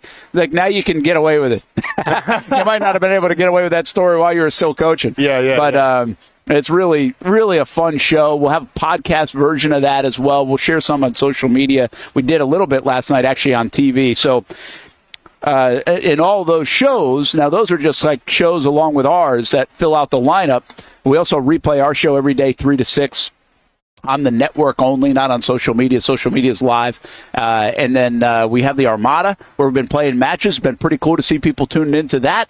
And we have the old school Kingfish Shootout coming up on Saturday, along with the Armada. So Friday and Saturday, live events. And we're working on more, folks. I can tell you there's a lot going on behind the scenes that's going to be pretty cool by the time we get to fall and football season. And what it looks like a year from now might even be cooler than it already is. Part of the fun of this, our show, and doing this new Action Sports Jax 24/7 network, we're all over the place. We're here at 1937 Spirits and Eatery. Great place to hang out in the backyard. I mean, it really is low-key, fun, great little spot. Menu's great. They have different events each and every day. And if you want to bring the family out, play a little Connect 4. They got cornhole. And you got turf right down here. Got the fans blowing. It's nice and cool, man. I set it up good for you today. You really did, man. I was getting a little worried because I pulled up in here and there was a little sun peeking through where I was sitting, but thankfully the clouds covered it up. Now I'm very comfortable here on a summer day in Jacksonville. We are getting to the most uncomfortable part of my job. We do this in the fall. We've done this on Action Sports Jax on CBS 47, Fox 30, where we have so many shows in the fall that I feel like when I'm telling everybody about it, it's just like noise almost. It's like lost because there's so much. Like we have Jags Report Live, and we have Jaguars All Access, and we have Countdown to Kickoff, and we have Friday Night Blitz, and we have college football tonight. And we have all these different shows, and it's like, okay, I want to tell everybody about them, but there's a lot of them.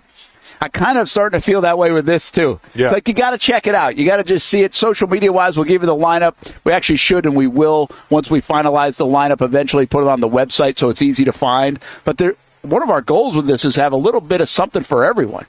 You might be coming this weekend to the network to watch soccer, but you also might be coming this weekend to the network to watch fishing, which is kind of fun. And obviously we know there's going to be a lot of ball and football and other things along the way. So we're here at 1937 Spirits and Eatery. Tomorrow, Furniture Source in the Avenues Mall. Somebody was asking about that a little bit earlier.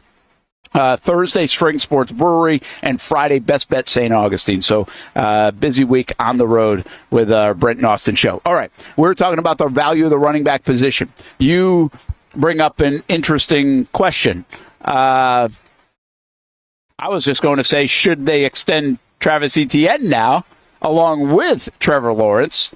But you are framing the question as, who should they pay first, or who deserves to be paid first? Yeah, let's put it like this. If you look at this Jaguars offense right now, there's nobody that really needs to be paid besides Travis Etienne and Trevor Lawrence. Contractually. Has his contract. Obviously, Christian Kirk's still under his deal. You have some young guys now. You just paid Gabe Davis, offensive lineman. You know, they're fine. And that's about it. So, yeah, we're talking like about a defensive end. Pretty much. So we have Travis Etienne and we have Trevor Lawrence. And listen, I don't really even know the answer off the top of my head because I haven't gone through all the rankings and everything. But let's just start out with this. Who do you think at their position right now is ranked higher in the NFL? Travis Etienne at running back or Trevor Lawrence at quarterback? Yeah, I think the answer here is going to be Etienne. There's a lot of good backs out there. But, there are. Yeah. No, I saw a top 10 list recently, and somebody was a fan. I think it was actually Clay Harbor who jumped in and was like, what about Travis Etienne? He had more missed tackles than anybody else, back-to-back 1,000-yard receivers. So he was kind of sticking up for Etienne. He wasn't mentioned in the top 10. Was it a PFF article from Clay? It might have been. I bet it was. Go on. Sorry. I can't. I'm coughing. Oh, my bad. Sorry.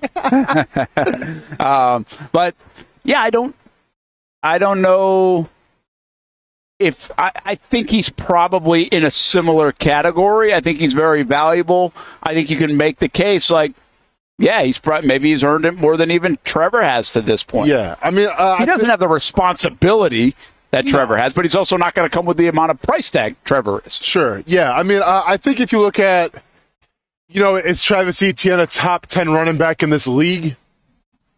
I think you make an argument and say, yeah. Yeah, I would. And I love him. And I think Trevor Lawrence is there as well. But I think it's comparable, Brent. Maybe Etienne's number 8. Maybe Lawrence is number 9. It's very close. But all we hear is, all right, pay Trevor, pay Trevor, pay Trevor. And I get it's a different position. It's a more sought-out position at the quarterback. I get all that. But I am surprised how I haven't really heard anybody on social media. I haven't heard anybody like in the streets saying, well, why don't they pay Travis Etienne? Yeah. I just think we're so conditioned at the running back where it's like, we'll find another one. It's fine. And I hear you. I get you. But you watch like Travis Etienne play football, and the guy's a problem. I mean that in a good way. The guy's an issue for defenses. So I'm just a little surprised that no one's saying pay, Etienne. Yeah, I think it's an. Listen, I can logically explain this to you. I understand why they're not going to pay Etienne or why they don't pay Etienne, and part of that is because, well, running backs don't get paid. I mean, it goes back to our conversation just a couple minutes ago, but really of the last year, which has died down. Again, I don't see people really talking about this that much, but and maybe that's because Saquon Barkley did get paid. Maybe guys like Henry did move on, or Pollard even got, these guys found homes, Mixon and stuff, not these huge contracts, but maybe they did get paid a little bit. But let's be real. They ain't making the kind of money everybody else is making. I mean, you got right guards making $20 million a year now. It feels like. So I think it's a fantastic conversation here in Jacksonville because Etienne has been really good. I continue to say, if you listen to me over the last couple of seasons, really the last year, I think he's one of the most underrated players in the National Football League. I think he's been that good for this team. Now, you listen to some of the other stuff, it's like, well, he could be even better, or he did this or that, or is it enough? And, I mean, I don't know, man. I think he's answered every bell. He fumbled early on in his career. He got hurt early on in his career. He's been healthy. He doesn't fumble anymore. People wondered if he's just a flashy speed guy, explosive guy. Oh, no. Hell no. He's more than that. He's a physical guy. He can get you tough yards. He's doing it behind an offensive line that obviously is underperformed. We've talked a lot about, it goes hand in hand. Sometimes the back can make the offensive line look good. But let's be honest. Etienne, the back, has been better than the Jags offensive line, even if they can complement each other. So this is a guy that I think's been fantastic. I even don't know if he's been used enough in the passing game. I think he's a major weapon and becomes even more of one now that the Jags have guys like Thomas and also Gabe Davis that are going to bring people down the field. Then that underneath stuff, you're going to get a lot of one-on-one matchups, I think, with Etienne here. And that dump to Etienne is going to create, a 6-yard pass that might go for 36. Yeah. So, I mean, I really like that. Can you tell? Like, I'm passionate about it. I like Etienne a lot. And just in this conversation, the business side of things says, why would you extend him? I mean, he's got another year left. You got a 5th-year option. It's a very reasonable price tag. But I think you can make the case if you're his camp or if you're a big Etienne fan, like, why not? Why not extend him and get next year on the contract and another 3 years on top of that? And now you're keeping it all together. Well, he's still got a lot of football, I think, left in him to get into his late 20s, but you still get the best football. Why not right now? Yeah. Where you sit right now, and I don't give any kind of like inside information, or you really well might be, but who knows? Like, do you think he's here in Jacksonville in a couple of years? No, I would say no. I don't think so. That's wild. That's incredibly wild for me to fathom that. Yeah, I think because you're right. It's a draft and replace your guy position. That's what it's become. It's like sure. It's like in many respects, and this is unfair. They make more, but it's almost like a kicker punter position. It's like if that guy's going to price himself out, we'll just go find a cheaper one. Yeah, I guess. But like at the same time, if you hopefully let's just say Tank Bigsby comes out this year and he's Mark Ingram reincarnated. Right, so now you're taking some of the love away from Travis Etienne, which, I mean, I'm sure he wants all the points, he wants the stats, I get all this stuff, but, like, it's only going to help him out in terms of longevity. So maybe he has, quote-unquote, maybe a down year in terms of productivity because you have Tank Bigsby now. All right, well, then if you get him even at more of a discount, I don't get why you wouldn't bring Travis Etienne back, or at least why you wouldn't talk about extending him, but I get it. It's the running back position. It's just the way that it is, but I don't think there's been a guy that's been more dependable, and you know what you're getting more than Travis Etienne. Yeah. And that's even more than Chris Burke's up there about injuries, obviously, and then Evan Ingram as well. But I think just in terms of you know what you're getting, Travis Etienne's that guy. Well, again, I'm not gonna go knock on the door down there and be like, pay Etienne. I see the sense in it. The Jags can get. Here's what I think. The difference is probably a year. They've got him under control for next year and the year after because of the 5th-year option. What I would like him to see is probably another year with him. He's 25 and a third. His birthday's in January. Okay. So he just turned 25. So at the end of this season, he's going to be 26. The end of the next season, which the contract, that fifth-year option, he'll be 27. So he'll be going into age 27. I like that. Keep him there. Mm-hmm. So you get his 25 year, his 26 year, his 27 year, and then by the time he's 28 years old, maybe you're like, okay, it's probably time to go and replenish, and maybe you get. I mean, you got a lot of touches in college too. Remember that. So maybe that's where you could see it saying, all right, it's enough. But I mean, let's just say they did a 3-year extension right now, which means he would be under contract through 25, 6, 7, and 8. Mm-hmm. I mean, you probably by the time you get to 28, you're just releasing him. You've already paid the contract. Like that year's a whatever year. Yeah. Even if things didn't go great. So you're really just paying him another year than you're already just linked up to paying him. Mm-hmm. And you could reward him from a good business standpoint. And you got like $30-something million like of cap space. So is it that far-fetched that they could or would or should pay a guy like Etienne? Maybe not. Yeah, I mean, I don't think it's that far-fetched at all. But once again, I just think the running back position is different. You know, I think teams are more than willing to let their guys go to get younger, to get cheaper. And it's like the one position out of every other position that kind of stands out to that. Yeah, it is. But once again, who's to say, like, what does the market look like for running back 2 or 3 years? Maybe it goes down even more. Or maybe it goes up, though, and he's a bargain. Well, maybe. Yeah. Everything else is going up. Yeah. I mean, it's pretty low right now, by the way. Yeah. So, I mean, chances are it actually does go up. So this might be beneficial. Here's the deal. Here's why they probably won't do it, in my opinion. And again, I think I could make the case and be happy about it. I don't know if the fans would be happy about it. I understand the business side of it doesn't maybe make full sense, but I'm thinking like, hey, get this guy for 3 more years, so maybe it does make sense, especially with your situation now. But it doesn't seem like Bulky's a guy that would commit to this, right? Yeah. Like Bulky's kind of that old school trenches guy. We talk about the long arms and this to that. Well, paying the running back is an old school no-go. Mm-hmm. Right? Yep. So that's I doubt Bulky would be in line to do it. So it's a fascinating conversation. You asked about Trevor Lawrence and his contract. The word that he said today is it would be ideal to get it done sooner than later. That was what I saw out there on Trevor as he met with the media. You know, I did read something about this. I think John Shipley says would be ideal to get it done sooner than later. And that's an interesting quote because I forget where I was reading this, and I hadn't really computed this part. Maybe it was Barnwell out of ESPN. But we're all talking about, hey, this is when quarterbacks get paid. This is how much they're getting paid, and has Trevor earned it? Well, from a standpoint of the team, it's beneficial to pay the quarterback after year 3 because now that extension goes to that initial contract and everything else. The bonus money, the amount of dollars that you can spread out now over a 5-year span rather than just the last couple of years of the contract gives you flexibility for now and down the road. And I'm not like this cap master guy, but it made some sense to me. I was like, well, nobody's really talking about that part. That it's not just that does he deserve it? Has he earned it? Is he our guy? How much money is it going to be? Is this the time to do it? That last part is, yeah, it probably is. It's the most ideal time to do it is to pay your guy after year 3, is what I gathered from what he was saying in this article. So I thought that part was fascinating.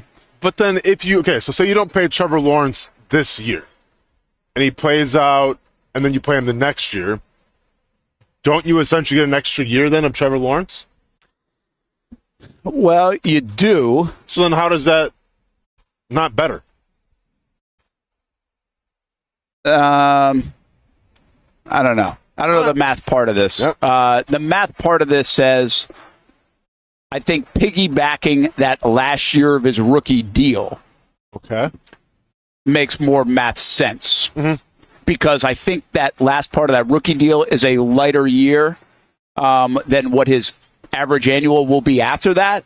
And so you can throw a lot of the bonus money and start spreading it out. Again, Not great at this game, but I'm just thought we had a rule. Yeah, so. Hamby definitely isn't here. But I'm just telling you that's kind of what the explanation was. And to me, whatever the explanation is, that's fine. I'll believe it. It made some sense to me.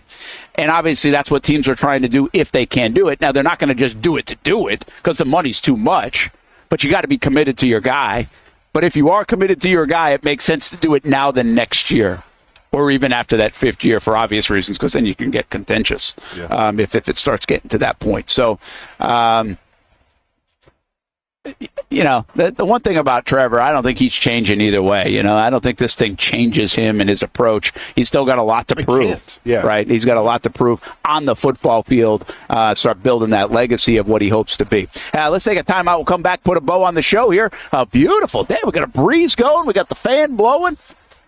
Man. What a day. 1937 Spirits and Eatery here in San Marco. Great place to be. And closed on Tuesdays now. But make sure you get here for the Florida Man specials and all the way into the weekend where they've got a lot of activities going on, from DJs and music playing to brunch specials. You got to check it out. 1937 Spirits and Eatery. Fantastic menu. Try the pork chop. If you haven't had it, it's really good. Trust me.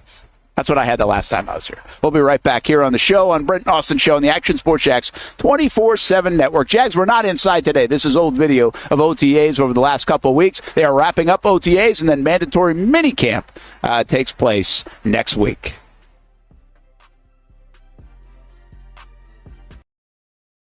New to town or always been in town? Everyone is always looking for a good pizza place. Our place is Donato's Pizza.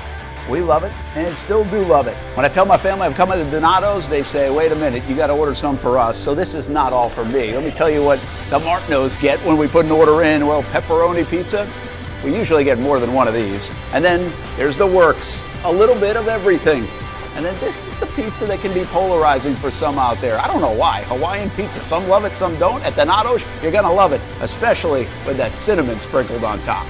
Try the pizza my family likes, or try your favorite. Right now, you can use the code BRENT20 and get 20% off your order. Every viewer and listener is important to us, and at Donato's Pizza, every piece is important. From fresh ingredients to the dedicated team members and you, the valued customer. Donato's Pizza, where every piece comes together for a winning combination. Jack's Beach and Mandarin locations. Donato's Pizza, every piece is important. People helping people. It's at the core of what Alive Credit Union is all about, and it's been that way for over 70 years. From 1954 to 2024, the mission remains to inspire financial wellness and give you a financially fit lifestyle. Alive Credit Union and its employees are committed to not only serving their valued members, but also our community here in Northeast Florida. That commitment includes a partnership with the Action Sports Jags 24/7 team as the presenting sponsor of all Armada men's and women's broadcasts this summer. Action Sports Jags and Alive Credit Union, a partnership that just makes sense when it comes to covering Northeast Florida. Alive Credit Union's commitment to our community also involves serving the financial needs of our first responders through the recent merger partnership with City and Police Federal Credit Union. Join the community and become a member of Alive Credit Union today. Find out the many ways you can be inspired in financial wellness at alivecu.coop. I've been telling you about CGC Water Treatment and Plumbing for a long time now. Their drinking water systems remove up to 99% of contaminants. We've had a Connecticut water softener and drinking water system in our home for more than 7 years. You can see the difference whether you're washing clothes, the dishes, or what I like to do most, fill this up for some coffee every morning. And mostly all day. Remember, if you're not filtering your water, you are the filter. Don't be the filter. Right now, you can save $1,000 or more when you bundle the Connecticut Premier Softener with a Connecticut K5 drinking water system.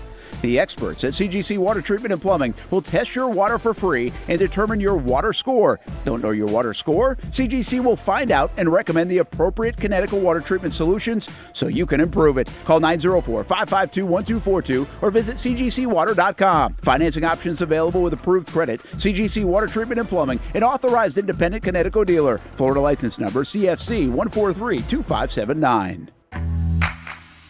What started out as better people, better projects just keeps getting, well, better. That's Better Exterior Solutions, ready to help you create a better outdoor experience. Check this out. Motorized pergolas are the latest in technology to transform your outdoor space. Beautiful day? Let the sun shine through. Summer rainstorm? These pergola systems close automatically to keep the weather out. From residential to commercial uses, Better Exterior Solutions has products customized to meet virtually any existing architectural structure. With retractable awnings, screens, and hurricane shutters too, if you want unparalleled quality and expertise, you need Better Exterior Solutions. Get a free estimate by visiting betterexteriors.com or calling 904-902-4999. Better Exterior Solutions. Experience better. We all have our favorite spots in town to eat, drink, and have a good time. And once in a while, we try a new spot. This new spot will soon become your favorite spot. It's 1937 Spirits and Eatery in San Marco. Where else can you get unicorn fish? It was really good. They have local fresh seafood. Try a terrific burger or a Jack's Hot Chicken sandwich. The ambiance is perfect for any occasion. The idea here is to have fun, have a good time. Whether you're chilling out on the couches, cozying up to the bar, having lunch or dinner, it's a throwback experience. 1937, when going out to dinner was like going to a party. They even have a photo booth. Who doesn't like a good photo booth? We recently brought the entire team out to try it, and everyone said, I'm bringing my significant other here to try it as well. The new spot becomes your favorite spot. Make 1937 Spirits and Eatery in San Marco your new favorite spot. Welcome back to the Brent and Austen Show, streaming on the Action Sports Jax 24/7 network. So there's that receiving core of the Jags. Thanks for bringing this up, Kim. Kim's helping me not forget about topics that I bring up. You tease so much stuff that we haven't got to today. It's all good, though. Man. What else did I tease? Charlie Hall. Yeah, we did do that, huh? Don't say we. You did it. I didn't do anything. This isn't my problem. This is your issue. This is intervention for you. Here's a little bit of the problem with the Charlie Hall stuff. Maybe we'll have to wait till tomorrow. We're going to have to wait till because I really feel like we should get the soundbite from her. You need it. And I didn't. You didn't. It's all right. And I didn't even ask Kim to. And I know she would have, but I just didn't. Mm-hmm. So I think it'll work better tomorrow. Yeah. Got another 3 hours tomorrow, man. Hey. It's not all one day. We have a whole eternity ahead of us, Brent. We really do. We can tease something today, and we'll get to it 10 years from now. It's all good.